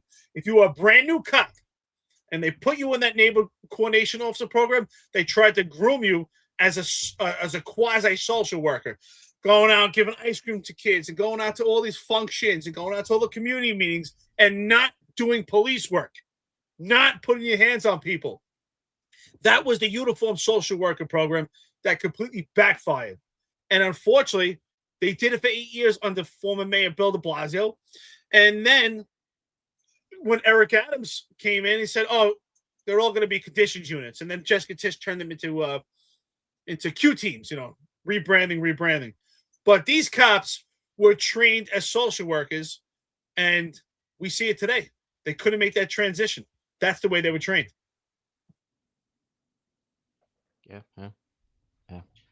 Yeah, I don't see how this is. See, if they're not going to have a coverage on the first platoon, then how is that going to work? It's like again, where whatever policies they come up with for the Department of Community Safety, we'll kind of be duplicating it on the first platoon, wouldn't we? To me, it seems like kind of redundant at that point that we have two agencies doing the same job. So again, this isn't well thought out at all, and nobody's thinking about the unintended consequences here. And I hope I hope there's great health benefits at the Department of Community Safety, because whoever signs up for this is gonna need it. Okay, and my other issue here is have we figured out who's gonna be in charge? Or is Department of Community Safety gonna show up, and if they need cops are gonna come, or cops gonna automatically be told to go and back these guys? It's like nobody has thought of that. And if the other question is, if cops are supposed to show up and back these guys, then those cops aren't responding to other 911 calls. In which case, why is the Department of Community Safety its own separate department? And why aren't we, like, instead of hiring 2 Department of Community Safety people, why aren't we getting more additional cops? This seems like I said, it's going to be a shit show, and nobody has thought it fully through. I'm assuming they're doing this because Zohan must be really pushing them to do it. And I also, as we said before, we also think they're doing this because they would love nothing more than a British style of policing, where you have unarmed cops, and when things get heavy, they call for the heavy duty cops, the cops with the firearms, and they would love nothing better than to civilianize the entire police department. But again, we're not the British, and this isn't Europe, okay? And they're gonna have that. There's a lot of problems that are inherently American, okay? And this doesn't address any of those. And the fact that these Department of Community Safety people are going to be, right now, from what we're hearing, they're unarmed, okay? And again, we're in American society, we're a lot more unfortunately, we're a lot more violent society than a lot of other places, and I don't see how this is how this is possible, how you're going to possibly implement this in America. Well, that's a great point. I'm glad you brought that up. That's actually a good analogy, because if you look, what happens most often in a place like excuse me, like UK, in a big city like London in the UK, what happens often is exactly what you said, is they'll have someone armed with a knife, and because they're unarmed, the police apparatus that they have that respond with weapons usually end up firing. and they usually end up taking out that perpetrator. So exactly what I said before.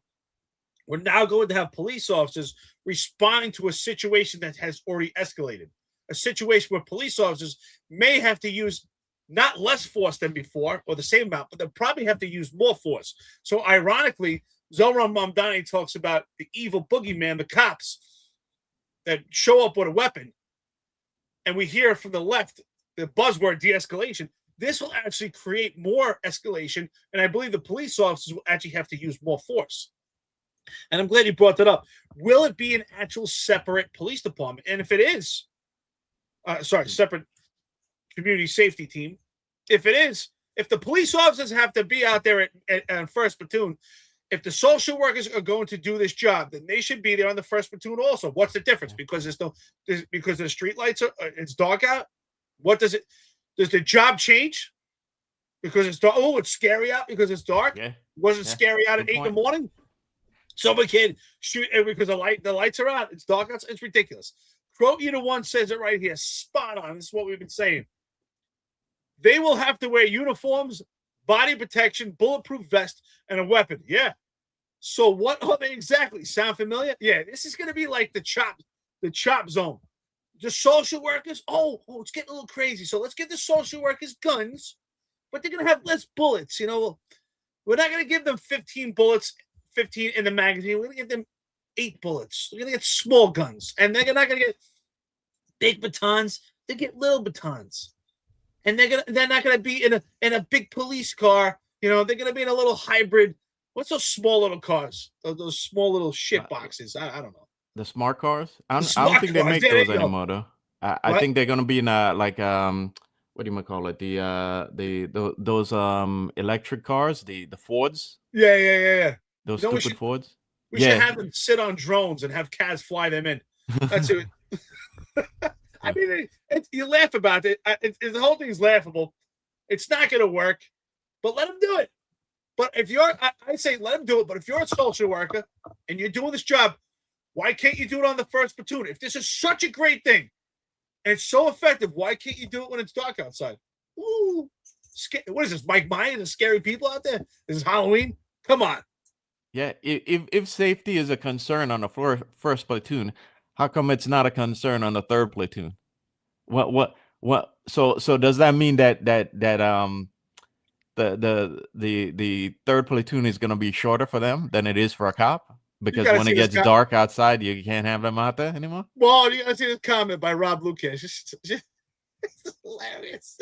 I'm asking all of these to go. Yeah, it's gonna be that. It's gonna have to be earlier than that, Chief, because it's gonna get dark in the wintertime at 4:00. So we're not taking any EDP calls after 4 p.m. What is darkness a concern on the first platoon, but it's not a concern after 4 p.m.? It's like they didn't think this through at all. And I see Mike Freed here with a comment. He says that it's gonna be like an EMS call. Yeah, I agree. A lot of it is like it, but that brings up the point that we already have units in the city that do all of that already. We already have a whole department of mental health that does have outreach units that who actually are they're not responding to 911 calls, but they're supposed to be there for visits afterwards and try to mitigate all of this before the person becomes a full-blown basket case, But yeah, it brings up a point. Like, what are we gonna? Are they gonna do a shorter third platoon? Huh? So Reed said just like the water company, unless it's a major league call in the morning. Sorry, we can't respond. It's daylight savings right now. It's dark outside. Call us when the clock goes back. Or we'll just hold all those EDP jobs until the second platoon gets in. Yeah. You know what? Honestly, Marlon, I can't wait till this happens. I can't wait. There's gonna be so much content. We're gonna be laughing. I don't know how quick until it falls apart, but I'm actually looking forward to this. I'm gonna laugh. I can't wait to laugh my ass off and see what happens. This is I'm telling you, this is like something thought of by you can clearly see that they're not cops thinking about this, you know? It's just like people who have no idea how any of this stuff works thinking about it, pushing it through. I mean, this is the same guy that wanted to have 911 dispatchers decide who responds. Like, oh, Yeah. okay, we'll send you 2 police officers. Sure. No, this call doesn't get 2 cops. Yeah, you're gonna get 2 social workers, but they're gonna be in uniform with guns still. Which one's which? One has a scary blue uniform, and one has a pink uniform. That's what we should do. You know what? I think that's what we should do. Let's have social workers wear pink scrubs with a gun belt and a ball gag. You're gonna get the 2 pink scrubs with a ball gag. Oh no, you don't want the ones in blue. Those guys are scary. Yeah. So, apologies to those of you who aren't into NYPD lingo. You know, sometimes we get caught up with the lingo, but as Reed says in the chat, and thank you, Reed. The first platoon is essentially from 11 p.m. to 7 a.m. Oh yeah, Now, good point. yeah, and the second platoon follows that, and then the third platoon is basically the like late afternoon into the evening. Okay, so the issue, the specific problem here is that it gets dark on the third platoon, halfway in between the third platoon, especially in the winter months. So again, darkness. If we're not going to put out these social workers after midnight, then what's the reason? Okay, what's so special about them that they can't work midnights when cops can work midnights? EMS can work midnights, fire department can work midnights. We could all work midnights. You know, most agencies in the city, you have to do what you got to do, and sometimes that means a midnight tour. So what's so special about them that they won't be able to work a midnight tour? And if the reason why they're not going to be able to work a midnight tour is a darkness issue and it's a safety issue, then won't the safety issue be an issue on the third platoon when half of it is in the darkness too? And if safety is a concern, then which aspect of the safety is the concern? Is it the darkness? Is it the lack of tactical training? Is it the lack of tactical equipment, defensive equipment, or having weapons, or having even having like something like a mace? And if that's the case, then you got to train them in all of that stuff, no? But again, you don't even train the cops properly in it. So where are we going to find a room to train the Department of Community Safety? Where are they going to be trained? Are they going to be trained in the academy too? Because then that means what we're going to train the cops even less in the academy so that we can train Department of Community Safety. How are you fitting those guys in there with and having large classes of recruits? Well, clearly they have no idea what they're talking about. So anybody who's ever worked in Harlem or the South Bronx or or the Lower East Side, you know exactly what I'm talking about. The zombies come out early in the morning when the lights are on. It's almost like nocturnal animals where you're like, oh, that raccoon might have rabies. Like when you see the zombies out early in the morning, and like, oh, there's a problem here. So they don't just come out at night. EDP is a mostly disturbed person, by the way, for some of our police enthusiasts. But they don't just come out at night. And anybody, like I said, worked in some of these areas, you know exactly what I'm talking about. Early in the morning, there are zombies out, and it's like rabid raccoons. Like, those people shouldn't be out right now. There's a problem, So this is laughable. You got to laugh at this whole thing. I mean, they're not going to go out at night because they're not trained with flashlights? They don't know how to hold flashlights? This is insane. Obviously, this is not thought out. They're selling this idea to, we're laughing about it because it's funny. But it's just not realistic. It's not realistic. It sounds great for some people that are really anti-police or want police reform. They want a different approach. But the reality is this approach, in my opinion, actually makes it more violent, makes the citizens more vulnerable, and I think this makes it actually worse.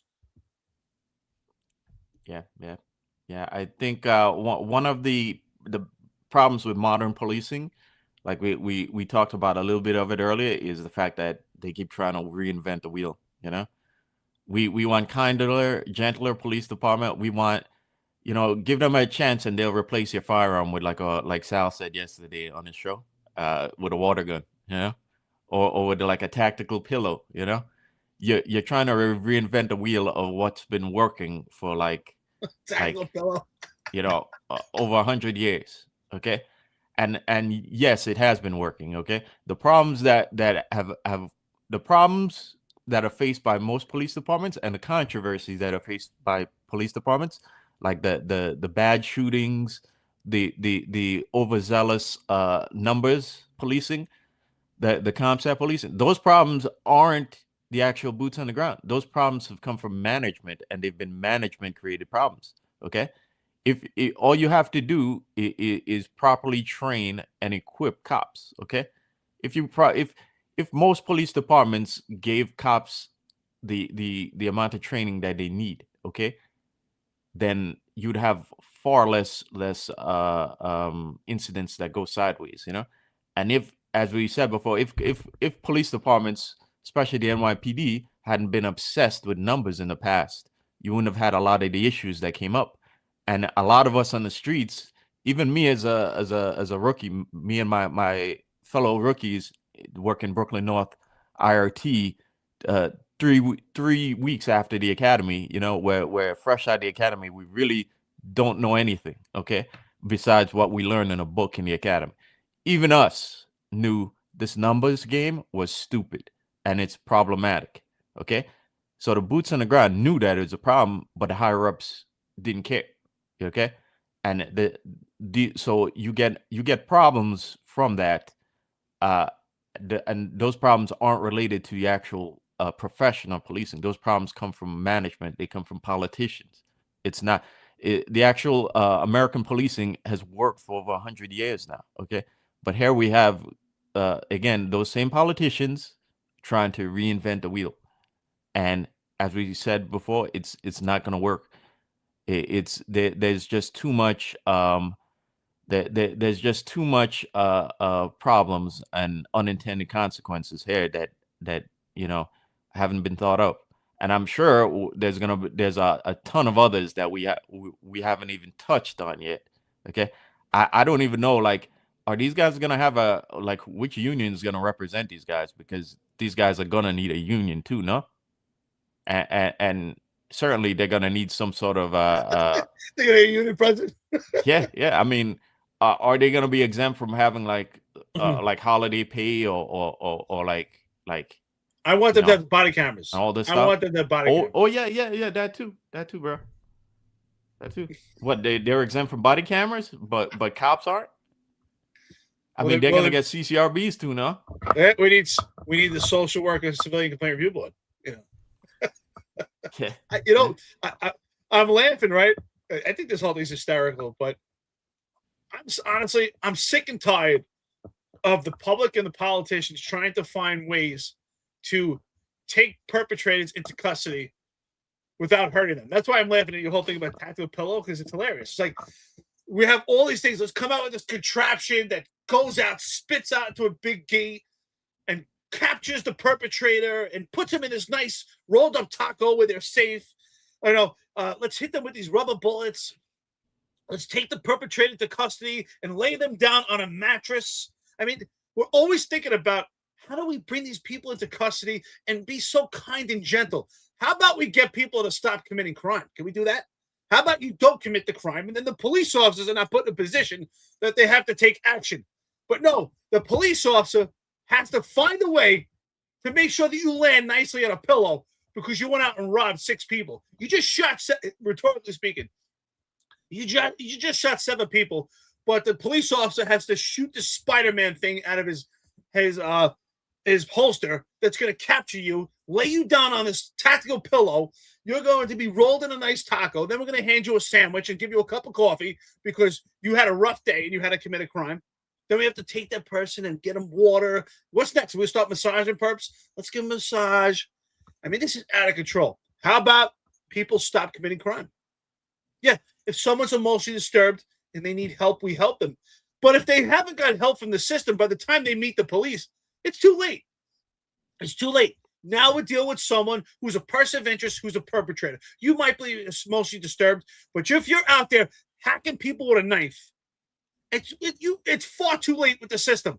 The police officer now approached, and his encounter is with a violent perpetrator. Sorry, that's not an emotionally disturbed person. This is a perpetrator that needs to go in custody. But no, we have to find a way to knock the knife out of their hand, put them in this comfortable mattress, get the tactical pillows, get you water guns so that they have water. This is ridiculous.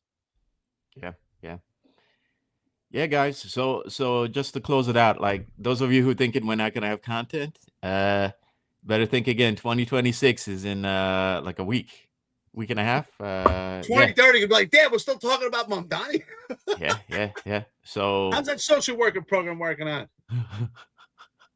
Yeah, and we Zoran, we know you're watching, so I think you guys better think through this before you put it into place, because there's a lot of issues that are gonna come out of this, and we're gonna be talking about it, and we're gonna be laughing about it, and it's gonna be your legacy too. So I tell you what, Marlon, cops nowadays are going to need a big briefcase to carry around, because you got to carry a pair of shoes. That's how you get detective. You're going to have to carry around your tactical pillow. You have to carry around a ball gag when it's time. Yeah, it's a great job being a cop right now. And I have a real problem with these body cameras. And not only that, it's quite interesting that Jonathan Darsh is the executive director of Civilian Complaint Review Board, who wants real-time access to body-worn cameras, who's had allegations against him with issues. Whoa, did Eric go down? Yeah, it looks like Eric might. Did you go down, Eric? Yeah, guys. So if Eric went down, let me know in the chat. Let me know if who's still live on the chat. I'm not seeing him on my end. I just froze. So allegedly Jonathan Darsh and some other people from CCRB had some issues, and yet they're going to watch body camera. I think that, you know, there's potential, like you said, privacy issues. There's no doubt about it. So I just think that it's not transparency. I think it's intervention. It really does impede the cops from doing their job. Yep. So I want to, like you said, I want to hear him campaign for body cameras for the Department of Community Safety too. And we're going to be talking about this, and if they don't, we're going to be talking about that too, because you're all. I mean, you got us the body cameras. That's not good enough. You want live footage in real time. That, you know, when does it end? You know, when does it? You want the cops to carry those body cameras home next? So if you're pushing all of that onto the cops, then you better push it onto Department of Community Safety civilians as well, because we're going to be talking about this again, and we're going to be pointing out all of this. Yeah. So the final we'll run through this quickly. The final thing we wanted to talk about is the fact that the gaslighting is continuing at 1PP and at City Hall, and I think it might be even more so coordinated now with the governor. And you know, the gaslighting that crime is down, and crime is especially down in the subway, when we keep hearing about all the crazies that are pushing people on the tracks or randomly stabbing people in the subway. But the city wants to tell us that you know, crime is down there, when clearly you know, crime has been way up in the subway. And I don't think the city wants you to not believe what you're seeing with your own eyes, but to believe what they're telling us. And I find it very interesting now that we're hearing it from both the city and the governor. I have to wonder if there's some sort of coordination there. I just want to go back to what I said about in CCRB. Yeah. So I don't know if it was actually sexual harassment, but it was alleged apparently some maybe inappropriate behavior at work. But my point is that, I mean, these are just allegations, but But my point is that people watching body-worn cameras are putting themselves also. I think my point about that is they're putting themselves in a position to get allegations, right? So because Jonathan Darsh had some allegations, I don't believe that they were ever proven or disproven. But if you're watching body cam in real time, obviously we think it's going to be AI. But if you're watching body cam in real time, you're actually putting yourself in a position to where you could get allegations because there might be something you're not privy to, things that we shouldn't see. Why would we want to put ourselves in that position? CCRB or anybody. So let the police officers do their job. Let the evidence be presented, and let us have the time to redact information. We should keep it professional, but that's the reason why I wanted to mention that. So I'm not saying that. I'm not saying people want to watch body camera to get their rocks off. I don't know why, if you want to see people using the restroom, I don't see how that would be something you want to see. But the point is, why put yourselves in that position to watch it in real time? Let it play out, right? Let us look at the evidence. I mean, CCRB already has enough power, has so much oversight. So that's what I'm saying. Yeah. No, I think you have a point there, and I think that should be a concern. Now, I'm not accusing Darsh of anything, but is he gonna have access to that real time footage himself? Because he probably will, as head of CCRB, he probably will.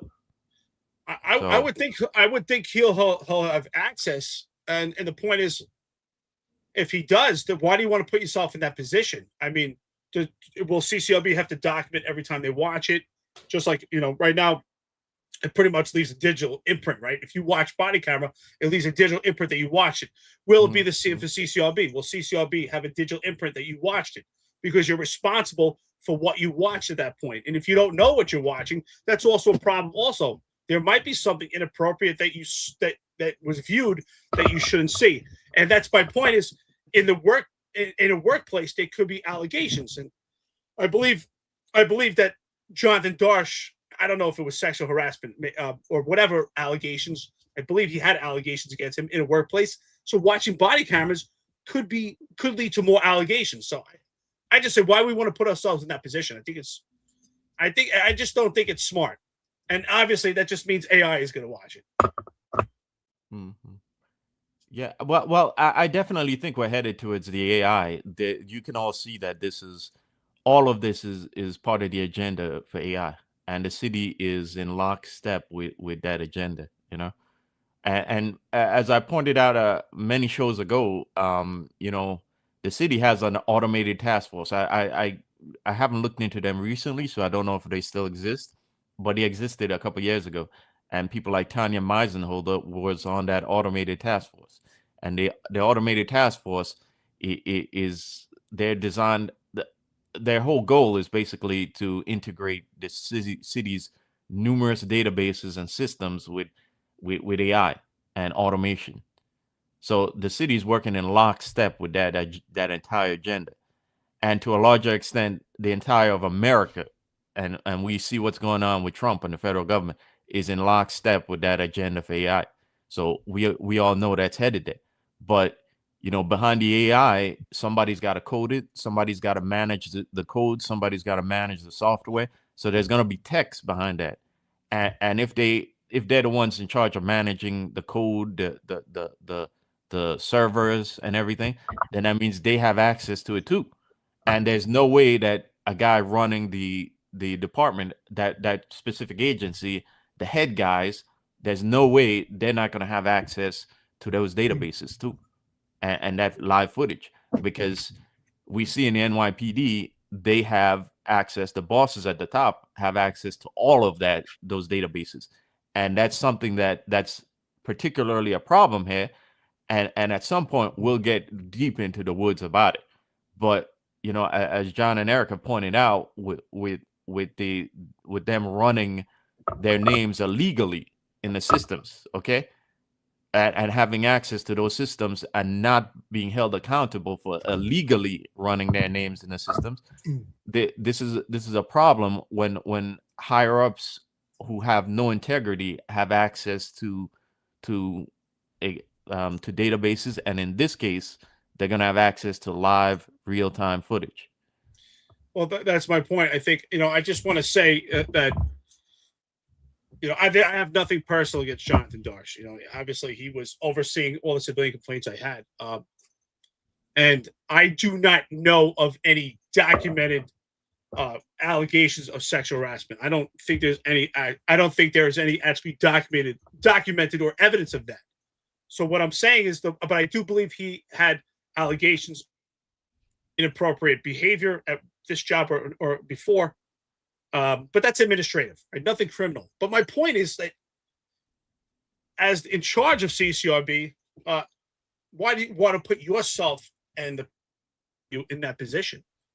Watching body cameras. Body camera is you're seeing the whole ball of wax, and that's why we redact information. I think, and like you said, there could be things on camera that we just don't want to see or shouldn't see, and cops see it, but that's part of doing policing, and they're covered for that. And we don't want to put ourselves in a position where someone could question our integrity. And I just think that I don't understand why Jonathan Darsh wants to watch body camera in real time and have AI do it. You already have all the evidence at your disposal.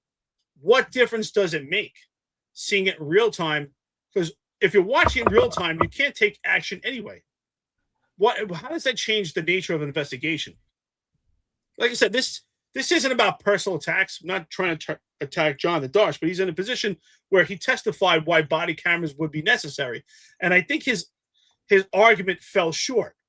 And my point is, right, he should want to protect himself also, because you're watching this body camera in real time and information is not redacted. So I just think that this is a failure for everyone. Yeah. Well, I think it's to justify their budget, because I remember reading an article maybe a couple of months ago that said that CCRBs have been down in recent years. So I think as CCRBs go down, there's less, they need less of a budget. It's a reason for, if I'm mayor and I see CCRBs are down, okay, why do you need 10 investigators? Why do you need, we can get it down to 7, okay? Especially since Zohan is facing like a $6.5 billion budget gap. And we've been telling you about that budget gap for over a year now. And they've been finding creative ways to get around it and not let you know. But now it's all coming out, because I think they're running out of ways to hide the budget problems. So that's it. From what I saw, like months ago, months ago, it was like a $6 billion compounding budget gap every year. So that they're losing, they're running out of ways to cover that. So he's facing that. Okay, so I think this not only is this going to put money in Wall Street's hands, which ultimately they put that money into these administrators' pockets, because again, once these administrators leave these jobs, like we're seeing with the NYPD, when these chiefs leave the job, they go into Wall Street. When the city administrators leave these jobs, they either head towards one of these corporate positions, or they head to academia. And in both cases, those corporate positions and academia, they're part of the industrial complex that gets the money. Okay, so they're going to be rewarded. But I think this does is it gives Darsh a reason to say you can't cut the CCRB's budget, because look, we have all this video. We gotta manage all this video now. We need those 10 investigators. You can't cut us down to 7 now. You can't cut our budget now. So I think that's what's in it personally for him to that's part of the self-interest involved in getting this. Look, that's what I'm saying. We're discussing publicly reported information right now. It's, not making accusations against anyone. We're focusing on policy and leadership, right? This is not personal conduct of how Jonathan Darsh operates in CCRB. I'm just saying that there could be workplace allegations, and you have to avoid that. And we have to make sure that when we watch, if it's not just AI watching body camera in real time, like what kind of oversight is there And like, how does this work? Like I said, besides digital imprint, and you're watching everything, right? And sometimes you might be in a position as a police officer where you have to have private conversations, and to understand that maybe if there's a private conversation that a victim wants to release some information, they may have to turn that body camera off. And if CCRB actually has a person watching it, are they going to push back on that? Are they going to be understanding of that? And is AI going to be able to recognize that? Does AI doesn't recognize emotions or listen, like I said, this is not a personal attack, but I think CCRB does have a complete bias and disdain for policing, and this is overreach. I just complete is unnecessary to watch in real time. It's not transparency. It doesn't hold anyone accountable. It just inhibits police officers from doing their job. Yeah, I agree. I agree. It's all self-interest in the city, and none of it actually is for the betterment of the actual public, or for the policing or the safety of the city, which their priority should be on, but it's not. And I think that's, again, it's self-interest plays a part in it, and being part of that whole progressive industrial complex, you know, is part of it. And as long as that's there, and they're just going to keep pushing the agenda rather than fixing the problems that are there. And with that said, right now the rain is kind of stopped in New York, but anytime it rains heavy in New York City, there's certain neighborhoods that get flooded. We're talking like Carroll Gardens. We're talking like parts of the South Bronx, parts of Queens, like Woodside over there. Is it Woodside? Yeah, I think it's Woodside. But think of it for a second. The city has like massive infrastructure problems, right? And instead of them fixing these problems too, instead of Adrian Adams pushing for these problems to be fixed, finding the money for it, making sure these city agencies are targeting those problems. Her main concern for her legacy is things like these live camera body footage for CCRB. Like, who does, is that helping the city? Is that helping residents of the city? No. Her legacy, if these people had any brains, they would be fixing the problems in the city that make life miserable for residents, that make people want to get up and move to some of the more up and coming cities. But instead they're not. And that's because there's no self-interest involved in fixing the city and fixing these problems. Isn't it amazing that that's her legacy? I mean, you see, when it comes to city council, it's piece by piece, strip away at the police department, strip away at the police department. And body cameras, to me, it's pretty much like the tip of the iceberg to watch body cameras in real time. And obviously, I think we've nailed it that CCRB does not have the manpower. I mean, Jonathan Darsh testified to this, right?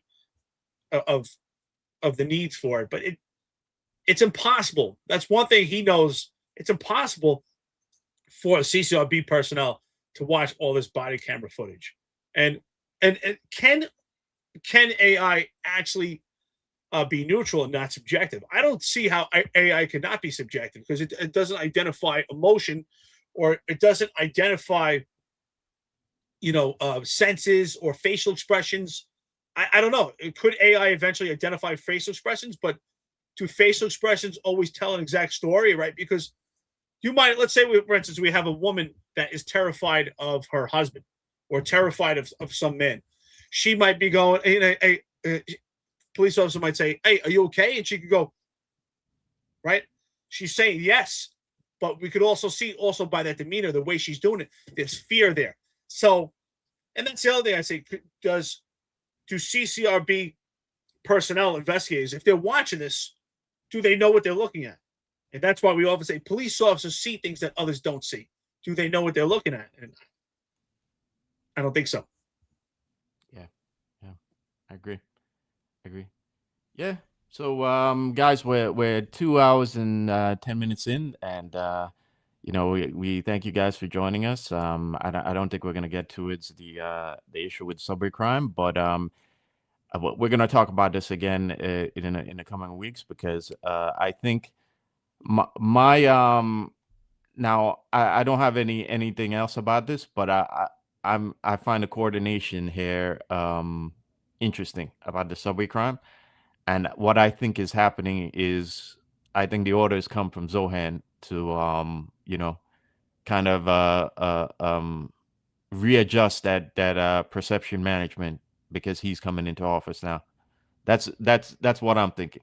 So I think the gaslighting is going to continue even more, especially in the early months of Zorhan, because he's coming in there with a lot of problems that are leftovers from the Adams administration. One of those problems is again the numerous lawsuits and facing the city, facing the NYPD, facing the city hall, and the budget problems. And I think a lot of these problems are going to surface. A lot more problems that have been hidden by the Adams administration. So I think there's some narrative readjustment going on, and we're going to be talking about this in the weeks going forward. But yeah, do you have anything else, Eric? No, I think we nailed it today. The bottom line is I think we described what it is to be an off-duty cop in New York City, and the off-duty conduct is reflecting what's happened on duty. So people, especially everyday citizens, have to understand that you're at risk, especially if police officers at risk, because these police officers are not operating, don't have the presence in mind as police officers, and they're not being identified by the public. So everyone's at risk. To me, that's an indicator also of the crime indications of the city. Now, when we talk about body camera footage and talk about this proposal, there's no doubt about it, it's going to be passed. And I look forward to attending more CCRB monthly meetings. And I really want to know if Jonathan Darsh can make this assessment from a professional position rather just based on emotion. Because sometimes John and I have been at numerous monthly meetings virtually with CCRB. And what we see is Jonathan Darsh get emotionally invested into it when we see police officers were in positions where they had to use their firearms. And I don't know him personally. I just know through CCRB. But based on things that he says, to me, it's an indication that he has a disdain for cops. And like I said, I've heard rumors about Jonathan Darsh. I don't know him personally. I know he hasn't committed any crimes to my knowledge, but I have heard allegedly there are rumors of inappropriate behavior of him at work. And with that being said, he has a second chance, but yet police officers don't have a second chance when they get allegations. And that's why I think it's a good comparison. Jonathan Darsh has had workplace allegations, right? These are allegations. I don't even know if they're proven or not. I think they're not proven. Just allegations. And yet police officers have allegations from CCRB, and those live with you forever, right? Public record, if you have an allegation. So that's why I want to make that correlation. So why would you want to put yourself in a position where you could get allegations by watching body camera? I don't think it's a smart idea for CCRB personnel. I think this is really opening a door to something new. Will people go there? Probably not. I mean, CCRB does get a lot of leg room. I think a lot more than they should. But I think this is a legitimate problem. We're going too far with these body cameras. It's just not about transparency. It's not. And it's just more oversight. I mean, ultimately, why do you think they want to watch body camera in real time? What do they get out of it? Either if they're watching it personally or AI, what do you think they obtain by this? What do you think, Marlon? What is your, like, if you had to sum it up, like what is the ultimate goal of watching it in real time in comparison to just getting it a couple days later where information is redacted and it's given as a package? Here you go. I think it's part of a larger agenda. Yeah. I think it's definitely the stage one of a larger agenda. And it's gonna start out there and it's gonna migrate. I think it's gonna migrate to the entire city. They're going to have access to multiple agencies are gonna have access to NYPD body cameras. And because it doesn't make sense, it and it doesn't improve I don't think it really helps CCRB, and I don't think it helps anyone, and I think it hurts the public in terms of privacy, and it hurts the officers in terms of privacy. And just think of it. So something I was thinking earlier is imagine imagine cops responding to celebrities' home, right? One of the problems, like sometimes if a celebrity's been arrested and that information gets leaked to the tabloids, that becomes a big deal. You know, the job investigates who leaked it, and there are consequences for that. You know. Now imagine cops show up to a home of a celebrity, right? Maybe they had a domestic or whatever. It's a celebrity, and now you have CCRB watching that footage live. Are we to think that that somebody at CCRB may not leak it to the tabloids? That, oh shit, you know, uh, Jay-Z just had a domestic with Beyonce in their apartment.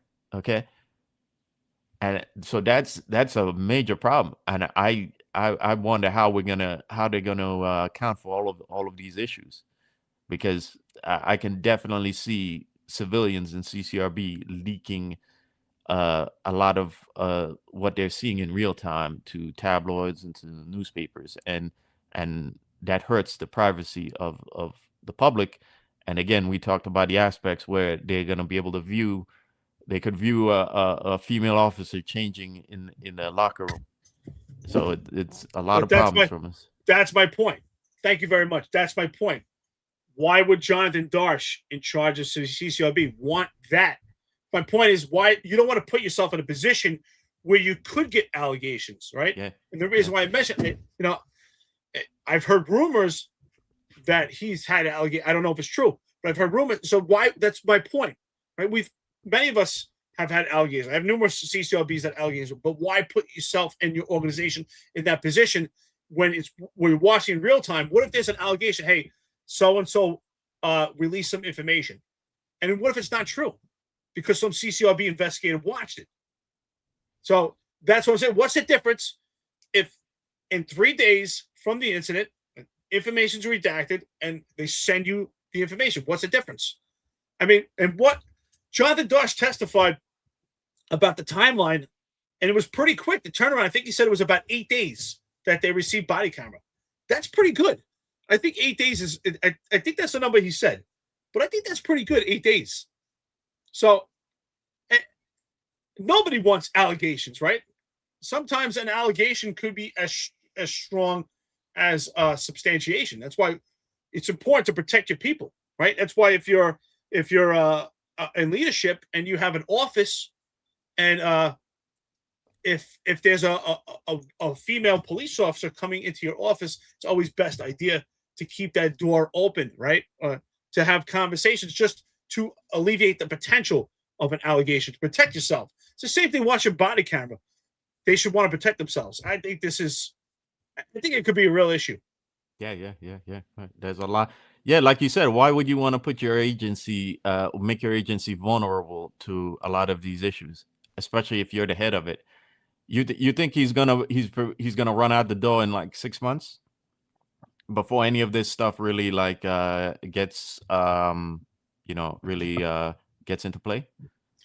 I don't know. It's a good question. Like, I don't know him personally. I don't know what his career aspirations are. I know he's been there a long time. I don't know. That's a good point. That's a great point. Will he leave? I don't know. I think he's kind of built CCRB to this point, and I don't know. That's a great question. Yeah, I see Lily brings up a great point here too. Great point. If you got a high profile crime and CCRB leaks it to the media again, that's what we're saying, Lily. Great point. Exactly what we're saying. Excellent point. This is if I'm TMZ right now, I'm licking my chops, okay? Because I need to find me a friend in CCRB or in whichever agency is going to be managing that video outside of the NYPD, because you might get first dibs on you might get a first dibs on an exclusive, okay? And that's going to make you a lot more money than paying off that guy, okay? And these are all problems these are unintended consequences of this policy, and why it's not being thought through, and why the commissioner herself Tish, we know your people are watching this. Yeah. You can't be silent on this, because this is going to be a problem for your investigators, and it's going to be a problem for you when you get one of these high profile incidents that ends up being leaked to the media, and now you're going to be in front of the cameras asking, you're going to have to deal with the blowback from it. And it doesn't have to be a high crime either. It could be like a police shooting. CCRB gets the live footage, like 10 minutes after the shooting, and it's on TMZ within that 10 minutes, within 15 minutes. Does this also, I think, to raise a question, does this change? So let me just go back and say, so John and I have testified and observed CCRB monthly meetings where they talk about racial and bias profile policing. And we argued with Jonathan Darsh about I think it was a 5 or 6 step process, how they determine if someone is using racial profiling or bias in policing. And we both agree, John and I think you said the same thing, Marlon, that it's pretty much impossible to prove a cop is being racist unless they said something racist. But this process, what we got from Jonathan Darsh is that, if a police officer, I think in one incident, 2 police officers who were very active in a precinct were arresting a lot of black males, but they were working in a precinct where it's black males. And the reason why they had more arrests of black males than their counterparts is because they were far more active. So I don't think this was a good measure. But watching real time and body camera in real time, will that elevate racial complaints or profile? I think it will, because now you could watch and say, well, based on what I'm watching, I think they're stopping this person because they're black or because they're brown. I think that elevates those cases. What do you think? Yeah, you're absolutely right with that, Eric. They have the ability now to leak stuff to the media that's going to get misconstrued. So you're going to get 10 minutes of footage 10 minutes after it happened, and now the media is running with it. And you got a firestorm in the media when it's only capturing that 10 minutes that happened. It may be like 10 minutes of footage, and we're not showing the aftermath, or you're not showing what happened before. So now, if you think these incidents that go sideways are like if they create like a firestorm now that and a media sideshow now, think of what happens when that sideshow happens in literally in like real time. Okay, nowadays, like, you get into officer involved shooting, maybe a couple days later it's going to be in the paper, maybe the next day it's going to be in the paper, but that's like hours after it's happened, and they still don't have the body worn footage because they're waiting on the police department to release it. Now imagine what happens if they get it 10 minutes after it happened. Okay, you're going to have Al Sharpton and his crew of bottom feeders protesting in front of the police precinct before the cops even bring the perp, or before they bring the perp in, or before you'll have protesters at the crime scene before EMS takes up the body. This is such a problem, and it's going to be a problem for you, Tish, because again, you're going to be dealing with all of this. Okay, so you might even need a separate DCPI to just account for like leaked footage alone. Yeah, good point. I just think that I just don't think this is a good thing. It's interesting that they want this to be their legacy, and I just hope that John says that Jonathan Darsh is he had a good relationship with him working. I hope that they could come to their senses and find a better way or a different way. I just think that this is bad for everybody. It's watching it in real time is bad for the cops. It inhibits them, micromanages them. I think this could lead to false allegations of cops and misrepresentation. So I don't think anybody wants allegations. That's my point, right? Jonathan Darsh doesn't deserve workplace allegations if they're not true. I don't know if it's true or not. There's some articles about it. I don't know if they're tabloids or not, but no one deserves any allegations, right? Unless it's proven, right? You don't deserve allegations. And even him, which he's in charge of CCRB. I don't think anybody deserves allegations. But watching body camera footage puts everyone in a bad position. You could make allegations against cops and misrepresent their character by making a racial profiling case when it's really impossible to prove or disprove. And cops don't deserve that. They don't deserve those type of allegations. They deserve better. And I think it leaves the CCRB itself open to allegations. I don't think. So, again, I think it's a problem. And that's really like the history of CCRB, if you think about it, right? Allegations have weighted as much as substantiations. If you're on your 50A, if you have an allegation against you, then that allegation stays. And no allegations should stay, or rumors, or it needs to be based on evidence. And even if something's substantiated, eventually that should go away. But I think this is a recipe for disaster. Yeah. We haven't even touched on it, but think of the officer safety too. Imagine you're at roll call and then Intel, the FIO comes down and be like, listen, guys, we just got heads up. We have like we have a problem in this area.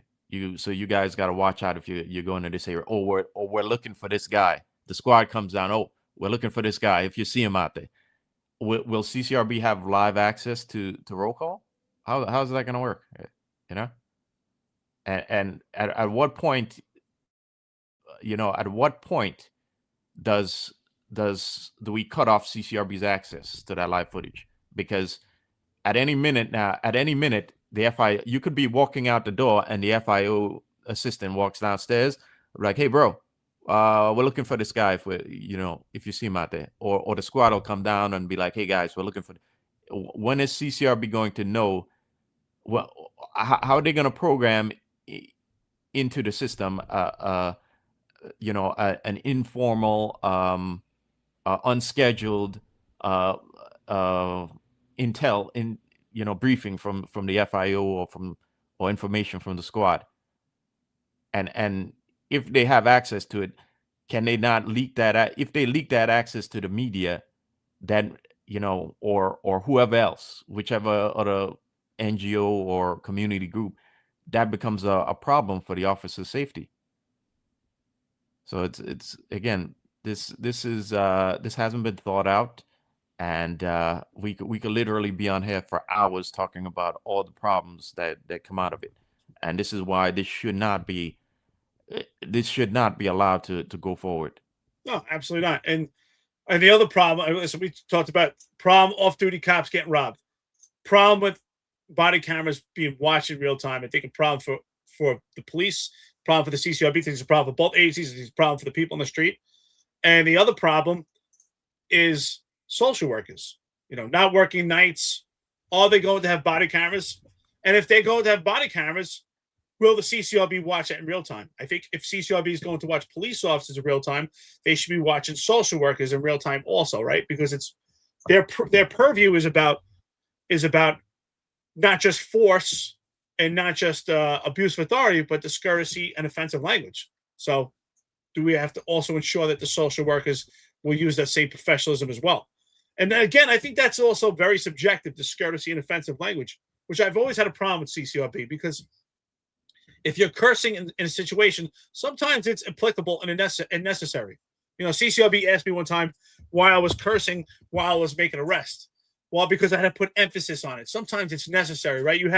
And that's where CCRB, I think, doesn't understand. When you're in a situation that where your adrenaline is up, somewhat you have to find ways to calm yourself down. And sometimes cursing also channels that adrenaline. And I just think they just don't understand unless you lived it. Unless you had those encounters, you just don't understand. Yeah. Sometimes that strong language is needed to de-escalate a situation before it gets, before things go sideways and before you have to use deadly physical force. I made the example before. Now, I personally never had the body camera because I got off patrol. Lucky you. I never did. Because I got out of the precinct and went to Intel just as the body cameras were coming in. And even though I did all out in the 6-7, for 3 months in just before I got my shield. And let me tell you how unfair the job is too. Before I went to All Out, they froze my track for my shield. So instead of taking me 18 months, it took me 21 months to get my shield. So they couldn't give me my shield even though I was on All Out, which is like that really pissed me off. But like I said, I made them pay for it because I was making overtime left and right. But but that just shows you how unfair the job is. But I never was given a body camera there, nor when I had to backfill for the 3-3. So I never experienced working with a body camera. But I gave the example of being on a rooftop with a perp who was hiding behind a chimney, and I asked him a couple times, "Get out the chimney. Let me see your hands. Let me see." And then he kept looking at me like he was partially obstructed by the chimney, and I kept thinking, "Is this guy? What's this guy doing? Is he thinking of?" Is he like thinking of what he's gonna do? And right behind me was a 300-foot drop. So I told him, if you don't get out of there, I'm gonna blow your brains out on this rooftop. Okay. And when I told him that, he was like, oh shit. And he got down on the rooftop. Right. And I went, cuffed him, and that was the end of it. No deadly force needed to be used, no scuffle. The perp obeyed me. Okay. So sometimes you have to use like a language that de-escalates the situation and prevents you from having to use deadly force or from incidents going sideways. Okay, it is what it is. But in this day of cameras, of body cameras, is that going to be misconstrued into me being like some sort of a wild cop? And that's going to be even more so a problem if CCRB has access. If some civilian with no integrity, and willing to pass this information along to TMZ for $100K check, if he's making $2 an hour to manage that data at CCRB, is he going to take that $100K check from TMZ, or potentially even higher, $500,000? If CCRB is going to put out footage 10 minutes after the incident happens, they're going to make a shit ton of money off of it. So what's the big deal with cutting this guy a $500,000 check? Is this guy going to take $500,000 for it, even though he may get fired? Of course he's going to do it, because he's never going to see that type of money in CCRB. So these are all problems that has to be thought out. And I don't think, we could be on here for days talking about it, but I don't think there's any way we could account for these problems, even with AI, because somebody has to manage the servers. Somebody has to manage the data, even if it's just one tech guy. And these integrity issues will come up. And what's the cost associated with that also, right? What's the cost? So CCRB has, that's interesting. So CCRB has argued numerous times about funding, and they need more funding to actually continue their investigations. And one of the issues they spoke about was there wasn't enough funding to investigate all the cases, and they had to scale back. I think it was about a year and a half ago, where they had to scale back on some of the cases and only investigate certain cases because of funding. And now with storing data with body cameras, I'm curious what Jonathan Darsh's plan is on how that's going to work. Where is the funding going to come from to store that data, right? Because if they're watching real time, as they watch in real time, is it also being stored with CCRB? Do they have? I don't know how that works, but is the data immediately going to them to keep it, or are they watching it and they still have to get it from the police department? What do you think? I don't think they'll need the police department at that point. No. Well, as I'm saying, if they're watching it real time, are they able to store that data? Probably, yeah. They would be, right? So because the whole point of it is that they don't have to wait for the police department to give them the footage anymore. Right, man. I don't know. I mean, I think I kind of wonder, maybe he is going out the door. Maybe that, because it just seems like a lot. I mean, he's already said that the cost effectiveness of CCRB, the funding is down. They could only investigate certain things, but now they're taking on another task and taking on another role. I mean, CCRB is really expanding, right? They went from just force, abuse of authority, discourage offensive language, now into racial profiling. And I think also, don't quote me, I think maybe they're also doing misleading statements. I think they have purview on that. I'm not sure, or if it's still in IAB's hands. But they're definitely expanding their purview with less funding, and this costs more money. Yeah. So it probably will expand even more so now with this footage, because they're gonna be like, oh, we saw this on camera and we don't have the power to do anything about it. We're gonna need this power now. So it's like, when is this gonna end? You know, we're just gonna keep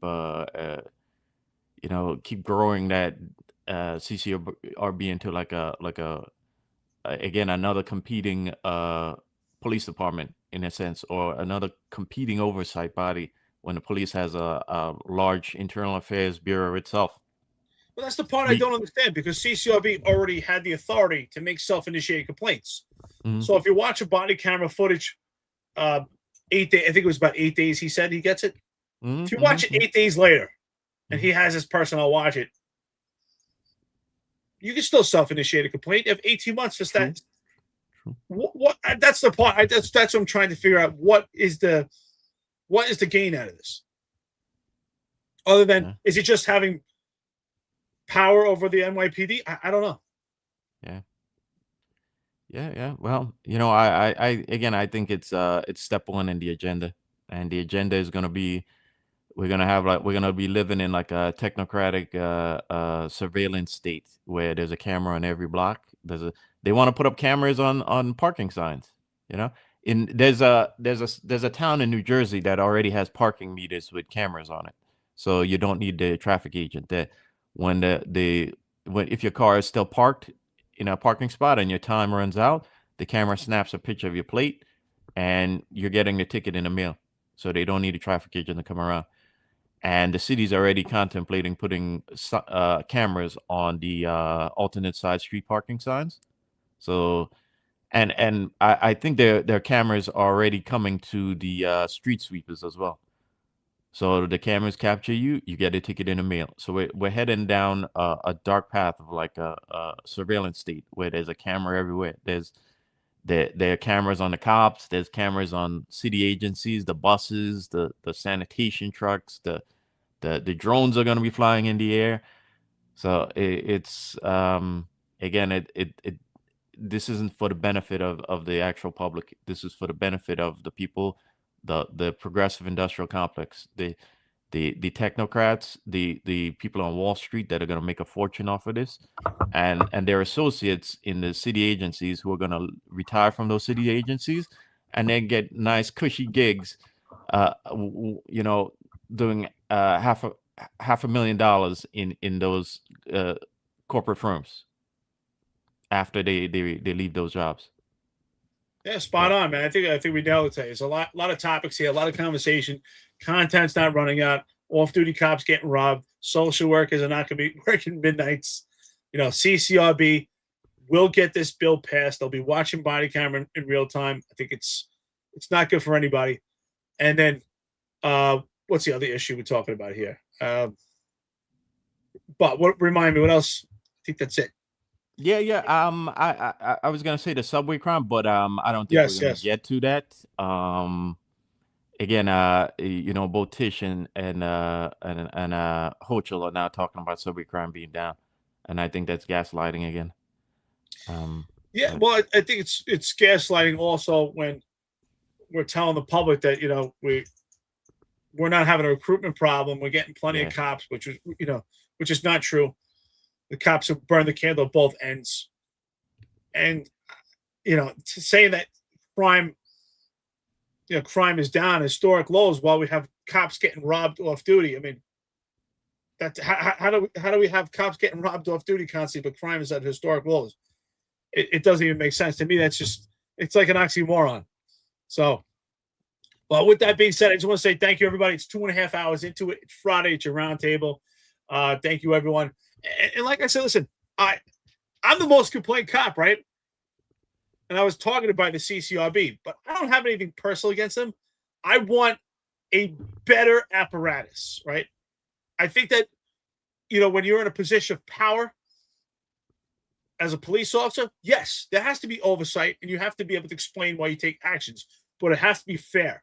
So I'm asking the CCRB, if you're doing this organization needs to change where, or disband it. But if this organization needs to change where it's fair and there's due process and there's equitable analysis, where the investigation is completely neutral, and that's what we should expect. But I don't think that's what we're seeing at all, and we're just seeing CCRB, I believe, overstep and get into a field that maybe they shouldn't or don't want to. And with that being said, we got any coffee and donuts here? I think we're kind of light today. Oh, we got some. We got $10 from Andre Jackson 59. Yeah. Thank you, brother. Thank you. Andre just said good morning. We got $9.99 from Ant. Amazing Ant. Yes, she's a great friend of ours. Yes. She said that during this festival of lights, may we all bring light to the world, starting with the truth telling here on the podcast. She salutes us and she says, happy and healthy holidays to all. Stay safe and be kind. Yes, thank you very much, Ant, and same to you. You be safe and you have a happy and healthy holidays. Then we got $5 from Eddie West. Thank you, Eddie West. Get the cigar, brother. Yes, sir. Says, do you guys think Adams will veto the bill? Let's see if I can put this up. Yeah. Sorry about that, guys. Yeah. Eddie West says, do you guys think Adams will veto the bill? Will incoming city council speaker push to override the veto? Happy Friday, coffee and donuts and cigars. What do you think, Eric? Well, at this point, I don't even think he thinks he's the mayor anymore. I don't think he's going to get involved in anything. He's almost out the door. We're almost a week away from Christmas, maybe a little bit less. We're about 6 days away from Christmas. So ultimately, we're 12 days away from the end of the year. No, I don't think so. I don't think he's getting involved in this at all. I think actually this might wait till January 1st. Not that Eric Adams would veto it anyway, but I think they might wait for the first of the year. Yeah, I'm not sure. I think they're gonna ram this through. I don't know how much time they have left exactly, how many days they have left on their calendar, but it seems like they're gonna ram it through. Excuse me. I don't think Adams will veto. I don't, like you said, I don't think Adams even cares about being a mayor right now. We saw him he was at the DEA at a party by the DEA, and he was like he was criticizing the media and saying that in a couple of days he gets to, basically tell the media F you, So this is a guy who's he's not concerned with the mayor being mayor anymore. He's taking his trips everywhere around the world, and we assume he's making under the table deals right now for his next position. So I don't think he cares. And by the way, keep in mind he has a home in Fort Lee, so we don't even know if this guy's gonna still live in New York City when he's done. So therefore, whatever he does, who cares? Because it's not going to affect him, Well, I don't think he lives in. He doesn't live in New York now, right? From all established evidence that we have, so I don't think that makes a difference at all. I mean, Eric Adams is a hell of a character, but as far as I'm concerned, when I was in the Marines, we would say when someone was out the door, they were on the bus. He's on the bus, so he's already gone. He's already out of the picture. He's not involved. So maybe they will shove it down right now but I don't think he'll veto anything right now. Modern Samurai, thank you so much for the coffee and donuts, brother. Says late to the show, the CCRB thing really bothers me. These kids have enough problems with the administration. Have a great weekend. Yeah, I think we're all bothered by the CCRB thing. You have to really think about what. It just doesn't make sense why they need to watch it in real time, because it's not like they're going to respond, right? If you watch body cam in real time, you could respond and help. Maybe you could transition on the radio, but that's not what CCRB is doing. It's more like they're doing surveillance. They could get it 3 days later. They could get it 8 days later. They have 18 months for investigation. They could get it redacted. They could get it nice and neat where they don't have to store all this data. So it just doesn't make sense. I just don't understand what's the actual purpose. It doesn't make sense to me. Yeah, and like Patrick Pat Hendry is talking about it now. But again, where are the other unions on this? Where's Scott Monroe on this? Where's the SBA? Where's the LBA and the CEA? We expect you to be talking about these issues too, because it's your membership. It's your membership that are going to be facing the problems. Even the CEA, you guys are going to be dealing with this too, because if footage gets leaked to people like TMZ or whichever media outlet, and an incident gets misconstrued, okay, you're going to be dealing with the protests, with the blowback from the community about it. So you have to mitigate these problems before we even get to this point, and you should be speaking up, and you should be talking. Tish, you should be speaking up too. Again, let's see if we could cut this off before it even gets to the point where we got to deal with all these problems, and the cops on the street have to deal with the blowback as well. Yeah. Great point. Absolutely. Please, 2 hours and 40 minutes into it. Like, share, and subscribe. Actually, one of our good friends and listeners actually just hit me up and said we forgot to put the chat. That's actually the rolling chat on the screen. So, yeah, we'll do it next time for you. So thank you so much. Great engagement today, by the way. Our friends and listeners, we appreciate it. If you notice, a couple of trolls been missing lately. Where's Juju? I haven't seen him in a while. It's finals week. Oh, that's what he's grading term papers. It's good. But Marlon, thank you as always. John, I hope you're enjoying your day, brother. Enjoy your 3-day weekend. So we're cracking away here. We're a couple of days away from Christmas. It's Hanukkah right now. Happy Hanukkah to everyone if you're celebrating. And Christmas is coming soon, so we'll get ready for that, and we'll keep you apprised of what our schedule will be next week. Well, for Christmas week. And I wish everyone a happy holiday. And Christmas is a beautiful thing, Hanukkah, and all the holidays. But sometimes this could also be a rough month for people. Sometimes, loss of loved ones or going through conflict. We all go through conflict of life, and sometimes the holidays bring that out even more. So if you're going through conflict, please, there's always one more second, one more minute, one more hour, one more day, one more week, and one more month, and one more year. Stay strong. Yeah, guys. I don't have much to say. I do have one recommendation for you guys. I'm gonna put up the link in the chat. But if some of you guys hear me talk a lot about China and America competing and all that.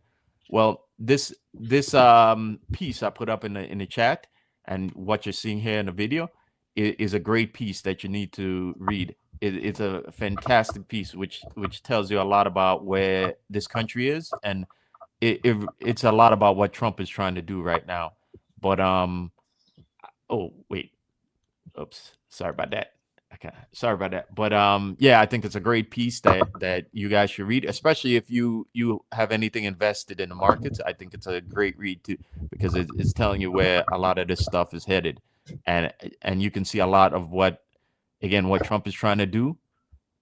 You can see a lot of it is because of the points brought up in there. So I just thought it was something that you guys should watch, that people might be interested in. But other than that, like Eric said, we thank you guys for joining us. We hope you have a great weekend, and you continue having a happy holidays and happy Hanukkah to those of you who are celebrating right now. And other than that, have a great weekend, and I'll see you next week.